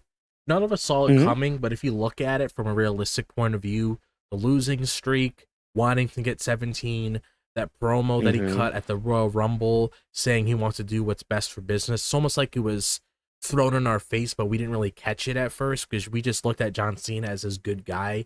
But if you look Yeah. back at what he said now, and the fact that he said the last time is now, it's almost like a sign of desperation where it's like, this is my last year. I need to get the job I need to get the job done.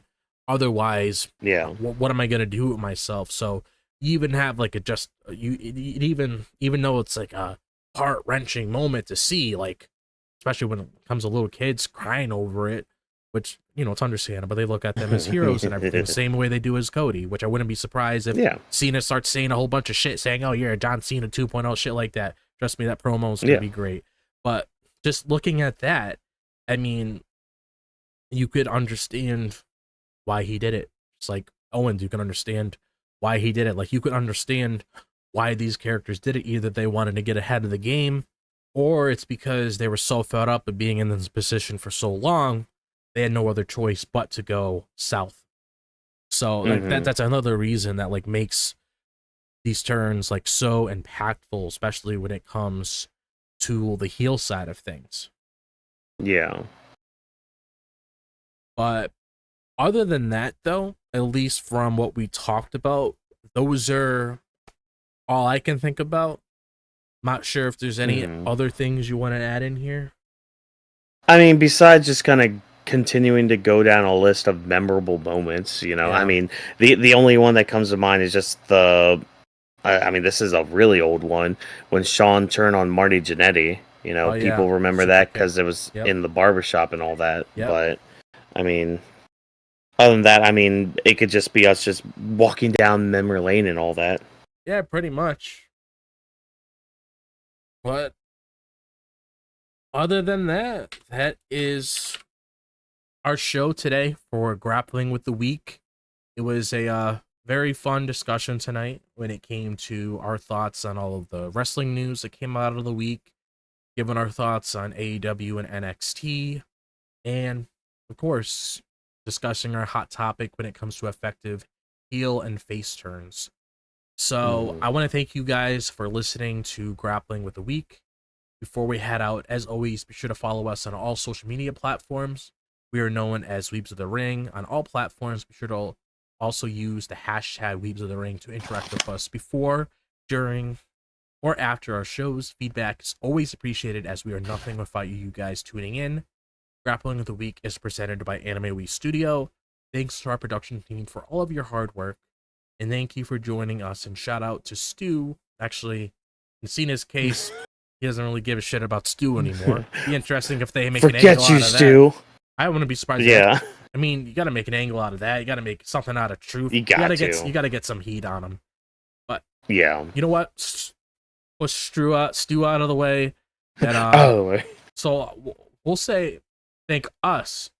We'll be the heels now for the recording, helping to record this episode of Grappling with the Week. Have a good night, everybody, and me and Watkins will be there tomorrow for the coverage of SmackDown, which hopefully we got some good stuff there. So see you guys for SmackDown tomorrow.